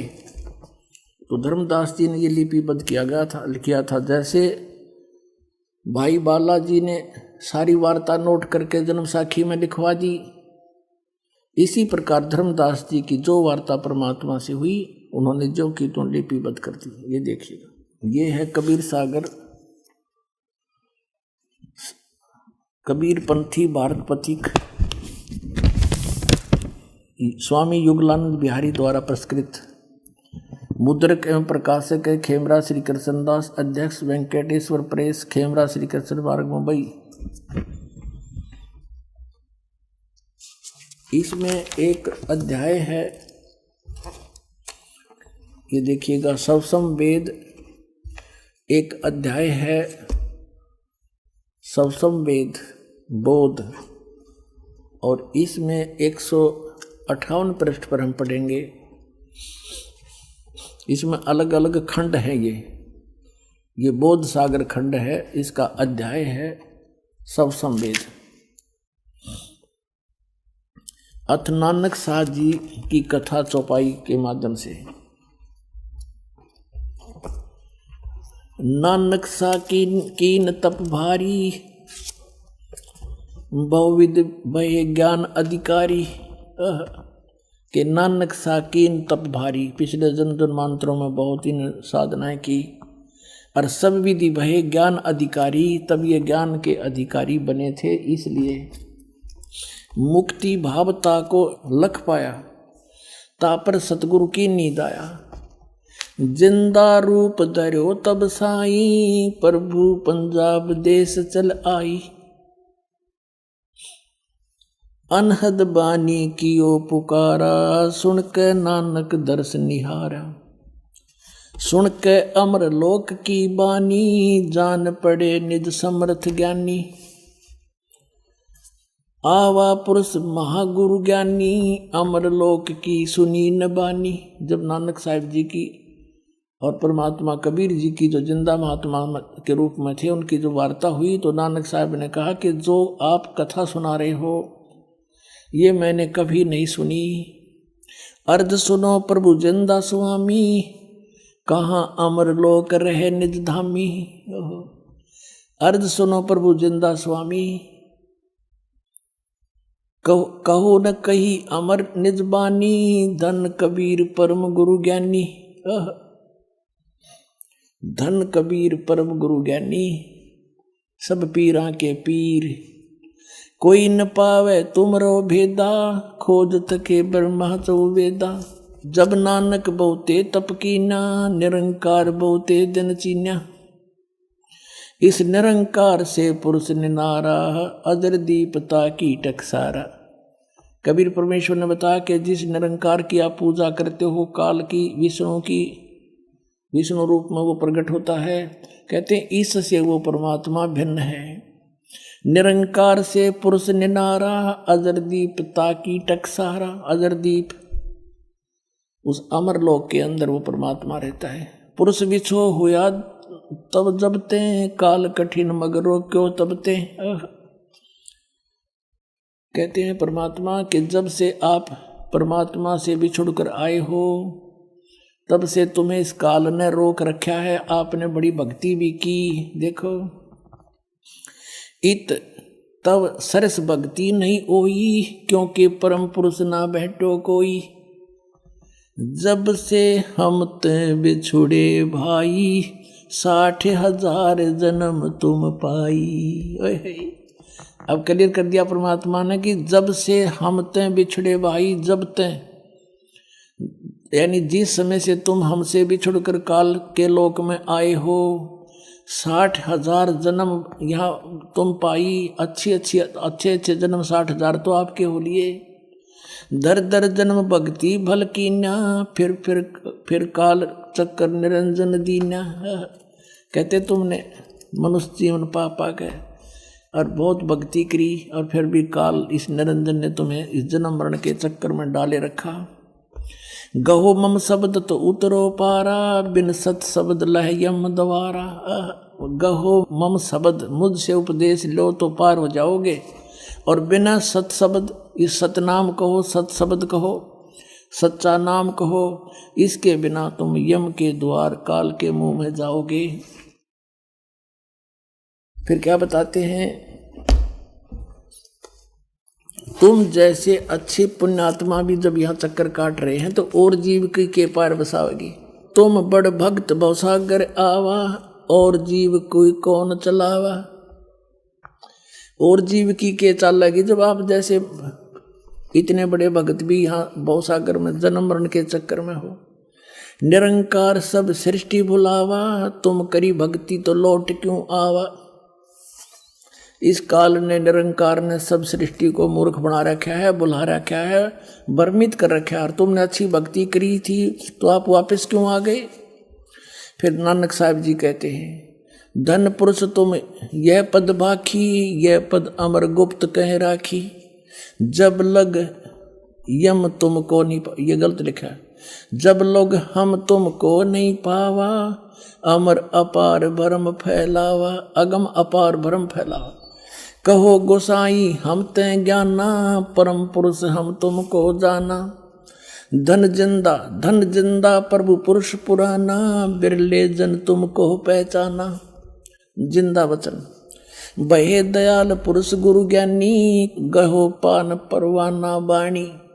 अब मंत्र दिया नानक साहिब जी को परमेश्वर कबीर जी ने जिंदा रूप में। भली बही तुम हमको पावा, सकलो पंथ काल को धावा। होय होय। कबीर परमेश्वर जी कह रहे हैं जिंदा महात्मा के रूप में नानक साहिब जी को कि भली बही तुम हमको पावा, आपने मुझे पा लिया, भली हुई, अच्छा हुआ आपके लिए। और सभी पंथ काल की पूजा पर लगे हुए हैं। ध्यावा माने ध्यान लगा रहे हैं। तुम इनसे अब बहे निनारा, फिर जन्म ना होए तुम्हारा। अब तुम इन सब से अलग हो गए हो मेरा नाम लेके, अब तुम्हारा पुनर्जन्म नहीं होगा। बलि सुरत तुम हमको चीन्या, अमर मंत्र हम तुमको दीन्या। सब संवेद हम कही निज बानी, परम पुरुष गति तुम्हें बखानी। नानक साहब जी कहते हैं, धन पुरुष ज्ञानी करतारा, जीव काज प्रगटे संसारा। कि धन है हे परमात्मा, तुम हे करतार, हे ज्ञानी रूप में आप ही यहाँ पर आए हो और संसार के कल्याण के लिए, जीवों के काज यहाँ पर आए हो, जीवों का कल्याण के लिए आए हो। धन करता तुम बंदी छोड़ा, बंदी छोड़े। धन करता तुम बंदी छोड़ा, ज्ञान तुम्हारा महाबल जोरा। कि आपके ज्ञान का में बहुत ताकत है, इसके आगे कोई नहीं टिक सकता। दिया दान गुरु किया उभारा, नानक अमर लोक पगधारा। अब इससे ये कंसेप्ट क्लियर हो गया कि श्री नानक जी को जो जिंदा महात्मा रूप में गुरु मिले थे वो कबीर परमेश्वर जी थे, काशी वाले धानक थे। उसके विषय में नानक साहब ने कहा है श्री गुरु ग्रंथ साहिब के 24 पृष्ठ पर, फाई सूरत मलुकी वेश, ए ठगवाड़ा ठगी देश, खरा सियाणा भोता भार। ये धानक रूप रहा करता। अभी तक सभी संतों का मानना है कि परमात्मा पाप कर्म नहीं काट सकता, तो क्या परमात्मा पाप कर्म काट सकता है? आइए देखते हैं संत रामपाल जी महाराज का शास्त्रों अनुसार ज्ञान क्या कहता है। सच्चाई को कहाँ तक छुपावे, चोर चुरावे तोमड़ी गड्ढे पानी में, वो गड्ढे वो ऊपर आवे ना, सच्चाई छानी ना। अब यजुर्वेद 5 के मंत्र नंबर 32 में, 5वां अध्याय यजुर्वेद का 5वां अध्याय, और यहाँ देखिएगा 32वां मंत्र है, 32वां मंत्र। इसमें क्या लिखा, उसी गसी और कबीर अंगारियसी। ये कबीर है, हम इसको कबीर बोले, वह बोलते हैं वह को। कबीर अंगारियसी, बम्भारी अवेसुरसी, दुवसान सुधन्नुअसी। अब इसका अर्थ देखेंगे। हे जगदीश्वर, जिस कारण आप उसिक कांतिमान असी माने हैं। अंगारी माने खोटे चलन वाले जीवों के शत्रु, अग्ग माने पाप, अरि माने शत्रु यानी पापों के नाश करने वाले हो। और यहां इन्होंने कबीर को ये ऐसे कर दिया, कांत प्रजय कर दिया। कांत प्रजय यह लिखना था, शत्रु वा के होता, वा शब्द भी लगाया करे। आप शत्रु हैं, या वा माने या होता, या आप कांत प्रजय हैं। ये तो सीधा अर्थ है, आप कबीर अंगारी असी बम्भारी असी। आप और कबीर हो, आप कबीर देव हैं। यहाँ कबीर देव लिखना था। जैसे अब इसी यजुर्वेद के 36वें अध्याय में महर्षि दयानंद ने प्रथम मंत्र में कि यजु शब्द है, ऋचम वाचम परपदे मनो यजु परपदे, इसका अर्थ यजु का यहाँ कर दिया बिल्कुल सही। ये लिख दिया यजु माने यजुर्वेद, बिल्कुल ठीक लिखा। यदि यहाँ कोई अन्य अर्थ कर देता तो कैसे पता लगता कि यजुर्वेद की महिमा है ये। तो ठीक जहां पर इस कहीं भी वेद में परमात्मा की महिमा चल रही हो और वहां कबीर शब्द है, कवि का दो अपसर्ग भी लगा रखी है, वह अंडरस्टूड होना चाहिए कबीर देव है, वो कबीर परमात्मा, देव माने परमेश्वर। अब देखो ये अथर्ववेद है, ये भी इन आर्य समाजियों का अनुवाद है। इसमें महर्षि दयानंद व उसके चेले ही वेदों का अनुवाद करते रहे हैं। ये कहाँ से छपा है? वहीं से। प्रकाशक है पंडिता राकेश रानी। और ये कहाँ से छपा है? प्रधान कार्यालय वेद मंदिर महात्मा वेद भिक्षु सेवाश्रम, लेखराम नगर, अब्राहिमपुर, मुखमेलपुर, दिल्ली। इतना ये है। ये देखिएगा चतुर्थ कांड में, और यहां देखिएगा एक 7वां मंत्र है, ये 7वां। इसमें यहां पर कबीर देव शब्द है, कबीर देव। ये अथर्वणम पित्रम देवबंधु बृहस्पतिम नमसा गच्छात तुम विश्वेश्वाम जनिता, तो माने आप विश्वसाम यानी सब ब्रह्मांडों के उत्पन्न करने वाले हो। यथा से देव कबीर देव है न दबायत स्वाधावान। इसमें लिखा है गतिशील पुरुषार्थी पुरुष निश्चल पिता विद्वानों व सूर्यादि लोकों का बंधु नियामक बड़ों बड़ों के स्वामी परमेश्वर को नमस्कार के साथ निश्चय करके पहचानिए, हे परमेश्वर तू सब सुखों का उत्पादक हो। क्योंकि यहां लिखना था आप कबीर देव हो। देखो ये कबीर देव है, इसने अपसर्ग लगा दिया पर, और देव का अर्थ परमेश्वर कर दिया। तो ये लिखना था वो कबीर देव है, वो कबीर परमेश्वर है। कबीर देव लिख देते, ये एज इट इज लिख देते, वो कबीर देव।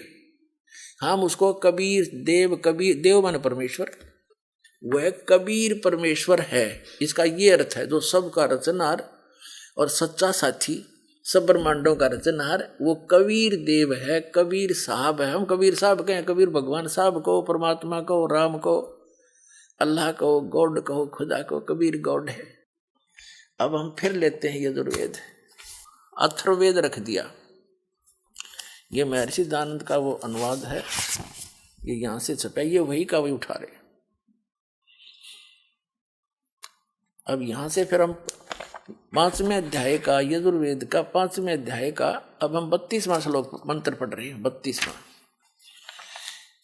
इसमें कबीर अंगारी असी, वो कबीर देव, कबीर साहब, कबीर परमात्मा, पाप नाशक है। बम भारी मान ये क्या लिखते हैं? हे जगदीश जिस कारण आप कांतिमान हैं। ठीक है, यहाँ अंगारी माने पापों के शत्रु, पाप नाशक, पापों का दुश्मन, और आप कबीर देव हैं। यहाँ लिखना चाहिए था कबीर देव हैं, कबीर साहब हैं।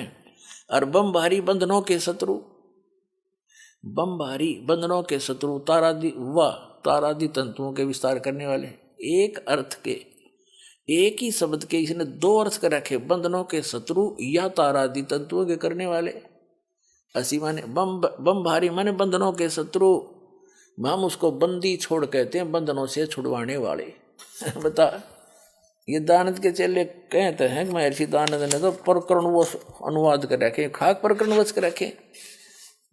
एक मंत्र के 2 तरह से अर्थ, जिसमें बिजली माने भगवान परमात्मा भी, बिजली माने बिजली भी, और यहाँ बमबारी माने बंधनों के शत्रु वा या तारादि तत्वों के विस्तार करने वाले। कोई अर्थ है क्यों? एक अर्थ होता है किसी भी सदग्रंथ में, 2 करके उसका कैसे निष्कर्ष निकालेंगे? फिर इसका अर्थ क्या है देखिए, बम भारी बंधनों के शत्रु, ये होना चाहिए था आप बंदी छोड़ हैं, हम उसको बंदी छोड़ कहते हैं। फिर देखो रत धामा, ये है सवर ज्योति, स्वयं प्रकाशित है वो सतलोक। अब जैसे परमात्मा ने आकर बताया है और जिन महापुरुषों ने जाकर देखा वापस छोड़ा, कबीर परमात्मा ने, कबीर देव ने, कबीर साहब ने उनको वापस छोड़ा, उन्होंने बताया कि वहाँ सतलोक सौ प्रकाशित है, वो पृथ्वी स्वयं प्रकाशित है, जैसे हीरे चमकते हैं। और उसमें परमात्मा रहते हैं, एक बहुत बड़ा गुम्मज है, उसके अंदर सिंहासन पर राजा के समान बैठे हैं मुकुट धारण करके, ऊपर छतर है परमात्मा के। वो सतलोक जो है सौ प्रकाशित है, तो वो सवर ज्योति ऋत धामा सतलोक कहते हैं हम उसको। ये देखिए हम 32वां श्लोक पढ़ रहे हैं 5वें यजुर्वेद के 5वें अध्याय का। सवर ज्योति स्वयं प्रकाश, सवर ज्योति माने सब प्रकाशित, ऋत धामा, ऋत माने सत्य युले खीरा है, धाम माने लोक, सत धाम युक्त है, वो सत धाम वाला है, असी माने है। अर्थ हो गया सीधा सा कि वो परमात्मा कबीर देव है, पापों का शत्रु, पापनाशक और बंदी छोड़, हम उसे बंदी छोड़ कहते हैं। और वो सौ प्रकाशित सतलोक में रहता है, वहां रहता है। और वो ढेर सारे प्रमाण आपको दे दिए, ऋग्वेद मंडल नंबर 9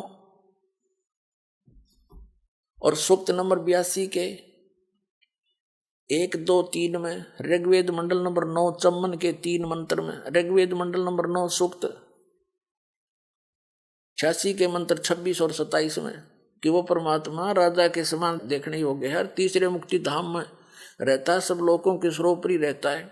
ऋग्वेद मंडल नंबर 9 सूक्त नंबर 96 के मंत्र 16 से लेकर 20 तक स्पष्ट कर दिया है कि उसका नाम कबीर देव है, लोकोक्तियों के माध्यम से अपना ज्ञान प्रचार करता है, और वो तीसरे मुक्ति धाम में विराजमान है, वहां रहता है, वहां से गति करके आता है, अच्छी आत्माओं को मिलता है और उनको अपना ज्ञान देता है। सत्संग के माध्यम से संत रामपाल जी द्वारा बताए गए सभी धर्मों के सदग्रंथों से, जैसे पवित्र वेद, पवित्र कुरान, पवित्र बाइबल, पवित्र गुरु ग्रंथ साहिब से प्रमाणित हो गया है कि परमात्मा कबीर है, सतलोक में रहता है, जो सशरीर है, जो कि सतलोक में रहते हैं। आइए अब हम उन श्रद्धालुओं के अनुभव जानते हैं जो जगत गुरु तत्वदर्शी संत रामपाल जी महाराज जी से दीक्षा प्राप्त कर चुके हैं तथा उनके द्वारा बताए गए भक्ति मार्ग पर चल रहे हैं। नमस्कार जी। सत साहिब। क्या नाम है जी आपका? उर्वशी साहू। कहाँ से आए जी आप? ग्राम चीचा, तहसील पाटन, जिला दुर्ग, छत्तीसगढ़ से। क्या आप संत रामपाल जी महाराज जी के अनुयायी है? हाँ। सदगुरु रामपाल जी महाराज जी से नाम दीक्षा मैंने 24 अक्टूबर 2016 को लिया। संत रामपाल जी महाराज जी से नाम दीक्षा लेने से पहले आप क्या भक्ति साधना करते थे? सदगुरु रामपाल जी महाराज जी की शरण में आने से पहले मैं कृष्ण को बहुत इष्ट के रूप में मानती थी, उसकी भक्ति करती थी और शनिवार का व्रत भी करती थी। मैंने 3 साल तक 93 शनिवार तक व्रत किया था। हमारे जीवन में इतना दुख आया कि परमात्मा की तलाश करते करते बहुत थक गए। और जैसे कि मैं बचपन से ही 7 साल की उम्र से ही मेरे घर के लोगों को बोलना स्टार्ट कर दी थी कि पूर्ण परमात्मा इस पृथ्वी पर आने वाले हैं और मेरे को अपने मिशन को सहयोग देने के लिए भेजे हुए हैं। वो समाज में व्याप्त बुराइयों को जड़ समेत मिटाएंगे, जैसे कि दहेज प्रथा, नशाखोरी, रिश्वत, ये सब जो है ना, उस सब को हटाएंगे और सतयुग जैसा समय स्थापित करने वाले हैं। और मेरे को 2016 में भी मिलने वाला है, ये भी बताया था। क्या आपको समय की जानकारी थी? आपको जो महापुरुष जिसके बारे में आप बचपन से अपने परिवार वालों को बताते रहे हैं, वो आपको कब मिलेंगे? क्या आपको कोई जानकारी थी? बस समय पता था और पूर्ण परमात्मा है ऐसे करके पता था। लेकिन हमारे हिंदू धर्म में व्याप्त जो गुरु है ना, वो लोग कृष्ण को ही पूर्ण परमात्मा समझते थे। तो मैं कृष्ण को ही पूर्ण परमात्मा समझकर उसकी भक्ति करने लगी। कृष्ण को हमेशा अपने साथ रखती थी। स्कूल जाती थी तो उसके अपने बस्ते में छिपा कर ले जाती थी और देखती थी। स्कूल के जो हमारे सर मैडम हैं, उन लोगों से भी ज्ञान चर्चा करती थी कि पूर्ण परमात्मा ऐसा होता है, वो आने वाले हैं ऐसे करके। तो सभी से करने लगती थी। हमारे स्कूल के जो मेरे सहेली लोग थे, वो लोग बोलते थे कि आप संत के जैसे बोला करते हो, बिल्कुल संत के भाषा में बोलते हो, ऐसा करके मेरे को बोलते थे। और मैं बोलती थी कि जो कबीर साहब की जो दोहे हैं ना, वो मेरे को बहुत पसंद आते थे। और ज्ञान चर्चा भी कबीर के दोहे में ही किया करते थे हम लोग स्कूल में। गायत्री मंत्र है वो भी जाप करती थी, रामायण का पाठ करती थी, गीता का। बचपन से ही बहुत पूजा पाठ करती थी सभी देव देवताओं की। आप संत रामपाल जी महाराज जी की शरण में कैसे आई? वो क्या है, संत रामपाल जी महाराज जी की शरण में सबसे पहले जब मेरा कॉलेज में एडमिशन नहीं हो रहा था, तो मैंने मैं बहुत दुखी थी। उसके बाद कॉलेज से आई और वो सर मेरे से कम परसेंट वाले को दिए थे फॉर्म, लेकिन मेरे को नहीं दे रहे थे। तभी मैंने सोचा कि ये पूर्ण परमात्मा हो ही नहीं सकते कृष्ण। अगर पूर्ण परमात्मा होते तो मेरे साथ ये नहीं होता। बहुत हमारे जीवन में बहुत दुख है, बहुत रोए हम लोग, बहुत। जैसे कि मैं कोई अगर मार्ग में चलती थी तो दूसरे जो चले हैं तो उसी मार्ग में कुछ नहीं रहता था, और अगर मैं चली जाती थी उसी मार्ग में तो बहुत काटा सा हो जाता था। तो मैं जस्ट आई कॉलेज से, उसके बाद दोपहर को सो गई, थोड़ा सा नींद आया। उसके बाद सदगुरु रामपाल जी महाराज जी मेरे सपने में आए और वो साधारण वेशभूषा में थे, और संत तो वो सब पाखंड के जैसे कि जटा, लंबे नाखून और बाल बढ़ाए, दाढ़ी लंबी, वो सब थे। लेकिन संत रामपाल जी महाराज जी के ऐसे नहीं थे। तो मैं बोली मेरे मम्मी को बोली कि मम्मी एक आए थे एक संत, लेकिन वो बोल रहे थे मेरे को कि आपका एडमिशन हो जाएगा बेटा, आप चिंता मत करना। लेकिन मैं जानती भी नहीं थी वो संत है, लेकिन आत्मा जो है परमात्मा को पहचान लेती थी, लेकिन मेरी आत्मा ने पहचान लिया कि वो संत ही हैं। उसके बाद मेरी मौसी थी एक, तो वो बोली कि मेरे गुरु जी हैं संत रामपाल जी महाराज जी, आप भी उससे नाम दीक्षा ले लो। तो मैं बोली कि वो आपके गुरु नहीं है, वो तो मेरे भी गुरु हैं, वो तो उससे भी मैं भी नाम दीक्षा लूँगी, ऐसे करके। और जीवन से बहुत हार चुकी थी। तो संत रामपाल, तब तक तो आपको नाम पता ही नहीं था जब आपकी मौसी जी ने आपको बताया कि मेरे गुरुजी संत रामपाल जी महाराज हैं। लेकिन तब तक तो आप जानते ही नहीं थे कि ये संत रामपाल जी महाराज जी हैं। तो आपने अपनी मौसी जी से ये कैसे कहा कि ये मेरे भी गुरु हैं? वो क्या है ना कि आत्मा परमात्मा को पहचान सकते हैं, इसी प्रकार मेरी आत्मा ने भी गवाही दिया, तभी मैंने कहा कि ये भी मेरे गुरुदेव हैं। उसके बाद मैंने संत रामपाल जी महाराज जी से नाम दीक्षा लिया। देखिए, जो भी श्रद्धालु संत रामपाल जी महाराज जी से नाम दीक्षा लेता है तो उसको आध्यात्मिक लाभ होते हैं, भौतिक लाभ होते हैं, शारीरिक लाभ होते हैं। आपसे जानना चाहेंगे कि संत रामपाल जी महाराज जी से नाम दीक्षा लेने के बाद आपके जीवन में क्या बदलाव आया, आपको क्या लाभ हुआ? सबसे पहले मेरे को लाभ तो आध्यात्मिक हुआ। मैंने एक दिन परमात्मा से कहा था कि गुरुजी मेरे को इस लोक में रहना नहीं है, मेरे को सतलोक जाना है, मुझे नहीं रहना परमात्मा। तो गुरुजी एक दिन आए सदगुरु रामपाल जी महाराज जी और बोले कि बेटा आपको मैं आज रात को सतलोक ले जाऊंगा, ऐसे करके। उसके बाद संत रामपाल जी महाराज जी आए, मेरे हाथ पकड़ कर बोले कि चलो जाएंगे सतलोक, ऐसे करके। अपनी मम्मी को बता देना बेटा, ऐसे करके बोले। तो मम्मी को जस्ट मैं बताई कि मम्मी मैं सतलोक जाने वाली हूँ, आप डरना मत, मेरे को कुछ नहीं होगा, सदगुरु रामपाल जी महाराज जी मेरे साथ है, ऐसे करके। क्या उस टाइम पे आपके माता पिता ने या आपके घर वालों ने संत रामपाल जी महाराज जी से नाम दीक्षा ले रखी थी? जी हाँ, संत रामपाल जी महाराज जी से मेरे परिवार वालों ने, मेरी मम्मी ने भी नामदान लिया था। उसके बाद क्या होता है? उसके बाद गुरुजी आए और मेरे हाथ पकड़ कर ले गए। उसके बाद हम लोग पहुँचे काली रंजन का लोग जहाँ पर आए, वहाँ पर मैंने कहा कि गुरुजी मेरे को काल से बहुत डर लगता है, मैं नहीं देखूंगी उसको, ऐसे करके आंख बंद कर ली। और सदगुरु रामपाल जी महाराज जी ने कहा कि बेटा आप चिंता मत करो, मैं आपके साथ हूँ। उसके बाद हम लोग त्रिकुटी पे आए, त्रिकुटी पे परीक्षा हुआ वहाँ पर। तो सदगुरु रामपाल जी महाराज जी वहाँ छुप गए।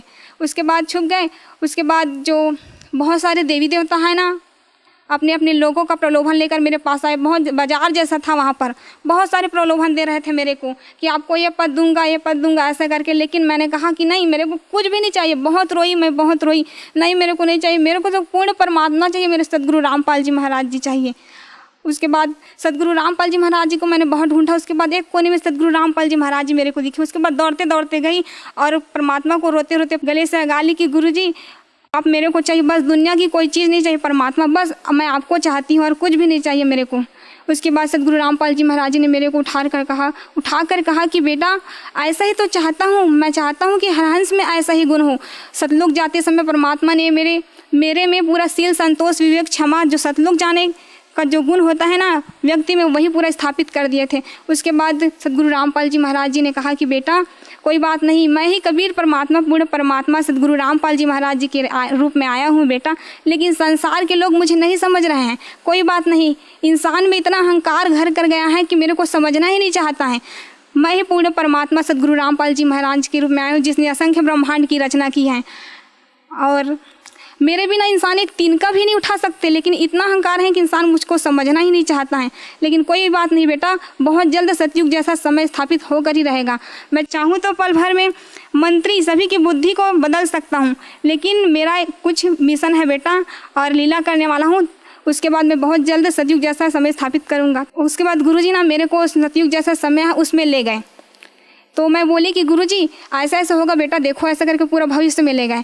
तो मैं गुरुजी से बोली कि गुरुजी हम लोग जाएंगे वहीं पर, चलो ना रहेंगे ऐसे करके। तो सदगुरु रामपाल जी महाराज जी ने कहा कि बेटा हाँ बहुत जल्द रहने वाले ना, आप चिंता ना करो। उसके बाद आप कहाँ जाते हैं?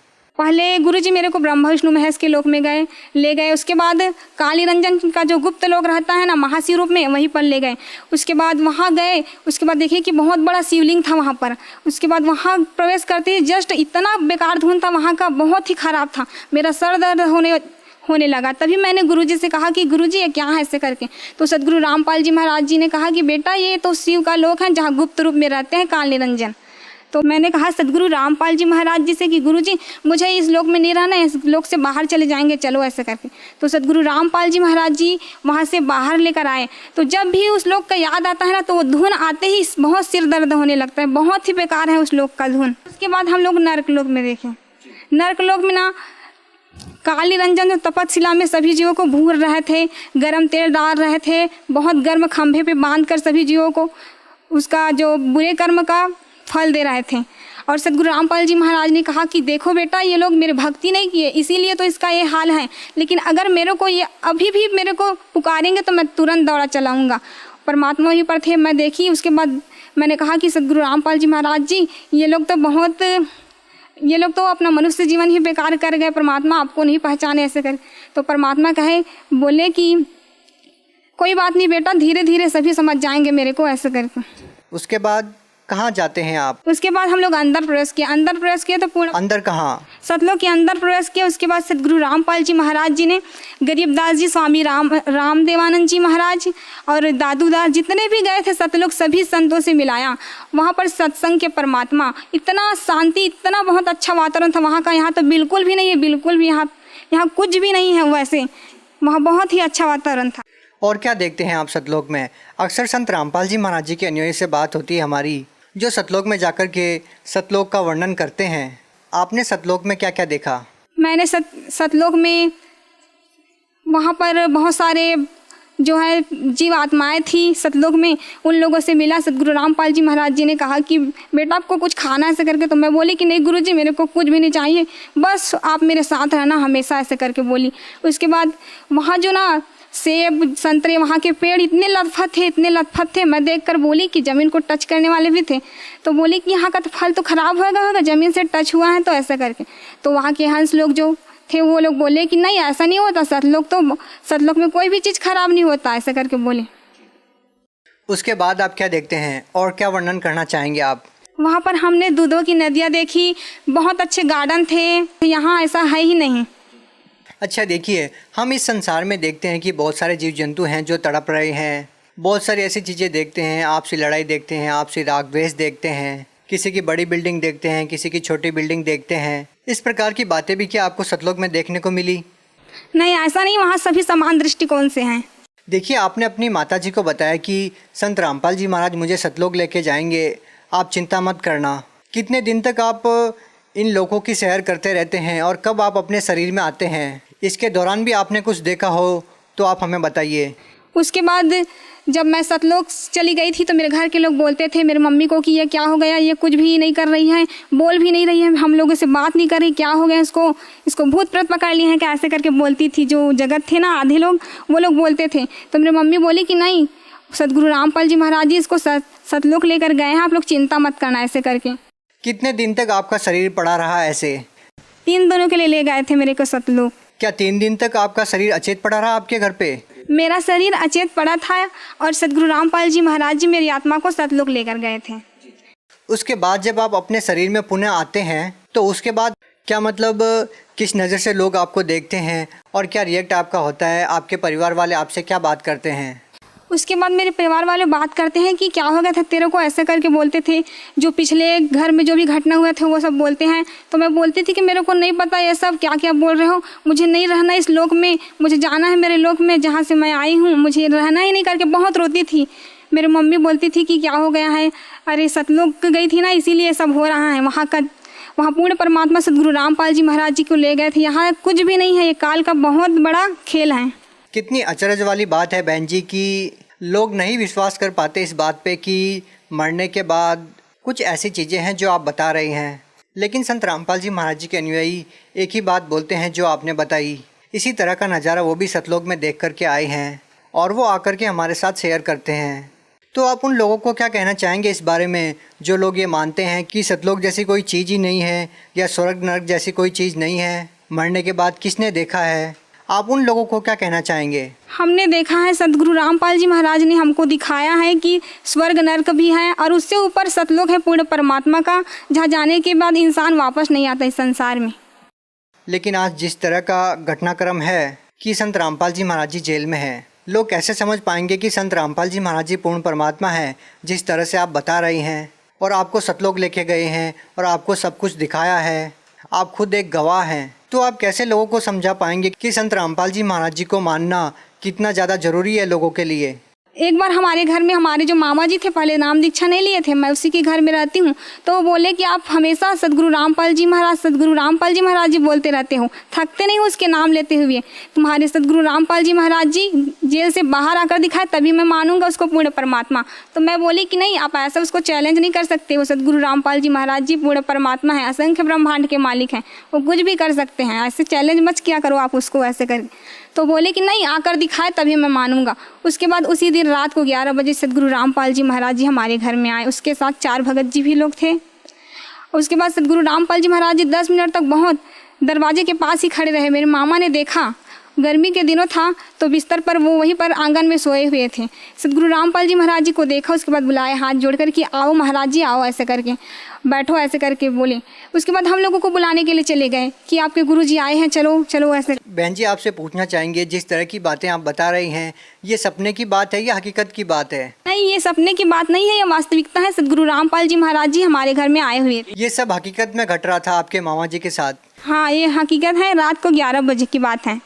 जो आपके मामा जी मानने को तैयार नहीं थे, जो आपके मामा जी कह रहे थे कि संत रामपाल जी महाराज जी जेल में हैं, संत रामपाल जी महाराज जी उनको दिखाई दे रहे थे?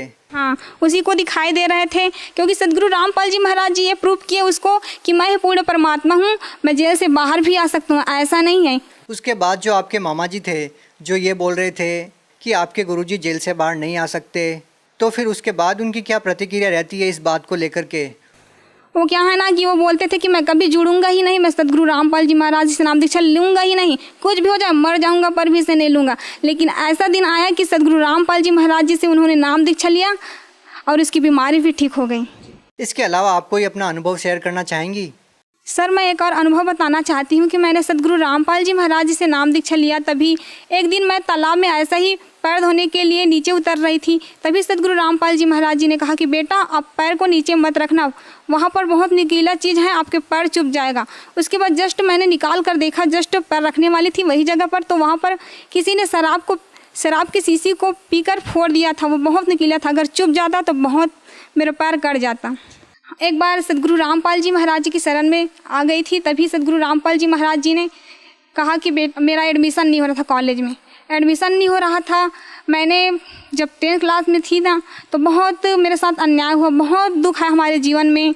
फर्स्ट ईयर का एडमिशन था, एडमिशन के लिए मैंने 12th का, उसके बाद मेरे साथ बहुत बुरा होता है करके मैंने अपने मार्कशीट और टीसी को फाड़ दिया।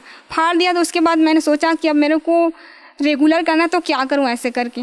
उसके बाद सोचा कि क्या करूं, तो सदगुरु रामपाल जी महाराज जी ने कहा कि बेटा आप चिंता क्यों करते हो मेरे रहते हुए, मैं हूं ना आपके साथ, हो जाएगा आपके एडमिशन। उसके बाद मैं वो सब डाली नहीं थी, मार्कशीट और टीसी मेरे पास था ही नहीं, तो मैं नहीं डाली थी और दूसरे डॉक्यूमेंट्स डाली थी। तो वहाँ मैडम के पास गई जस्ट एडमिशन के लिए, तो उन्होंने मेरा फॉर्म देखा, बहुत ही चेक किया स्ट्रिक्ट। तो क्या हुआ कि सदगुरु रामपाल जी महाराज जी की दया से उसे पता ही नहीं चला कि मेरे में टीसी और मार्कशीट तो है ही नहीं।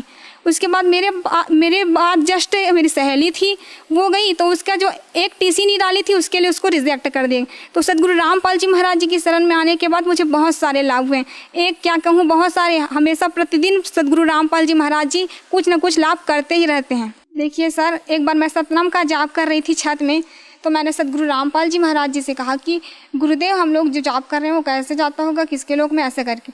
तो सदगुरु रामपाल जी महाराज जी आए और बोले कि बेटा देखो ऐसे हमारे ब्रह्मांड करके एक बिंदु सा आया चांदी सा, उसके बाद पूरा फैल गया पूरा आसमान में। वायु निराकार है, हम देख नहीं सकते हैं ना, आभास बस कर सकते हैं उसको, लेकिन वायु की पूरे प्रकृति को दिखाया, उसके बाद दिखाया पूरे ब्रह्मांड को खोल दिया, पूरे ब्रह्मांड को खोला तो दिखाया कि देखो ये सबका लोक है, ऐसे जाता है, जिसका ब्रह्मांड है उसी के लोक में ऐसे जो जाप करते हैं। बहन जी, भगत समाज को क्या संदेश देना चाहते हैं? संदेश तो मैं कुछ दे नहीं सकती, बस प्रार्थना यही है कि सभी भगत समाज से सदगुरु रामपाल जी महाराज जी के रूप में कबीर परमात्मा आए हुए हैं। सदगुरु रामपाल जी महाराज जी ही विश्व में शास्त्र अनुकूल साधना बता रहे हैं, जिससे हमारा कंप्लीट मोक्ष होगा। अतः सदगुरु रामपाल जी महाराज जी से नाम दीक्षा लेकर अपना जन्म मरण का दीर्घ रोग कटवाएं। मैंने बहुत सारी चीज़ें देखी हैं जो मरने के बाद भक्तों के साथ और जगत सभी के साथ होने वाला। अतः आप सदगुरु रामपाल जी महाराज जी से नाम दीक्षा लेंगे तभी आपका ये जन्म मरण का जो दीर्घ रोग है वो कटेगा। मेरा जगत के सभी भाई बहनों से निवेदन है कि सदगुरु रामपाल जी महाराज जी से नाम दीक्षा लेकर अपना जीवन सफल करें। जी धन्यवाद। सत साहिब।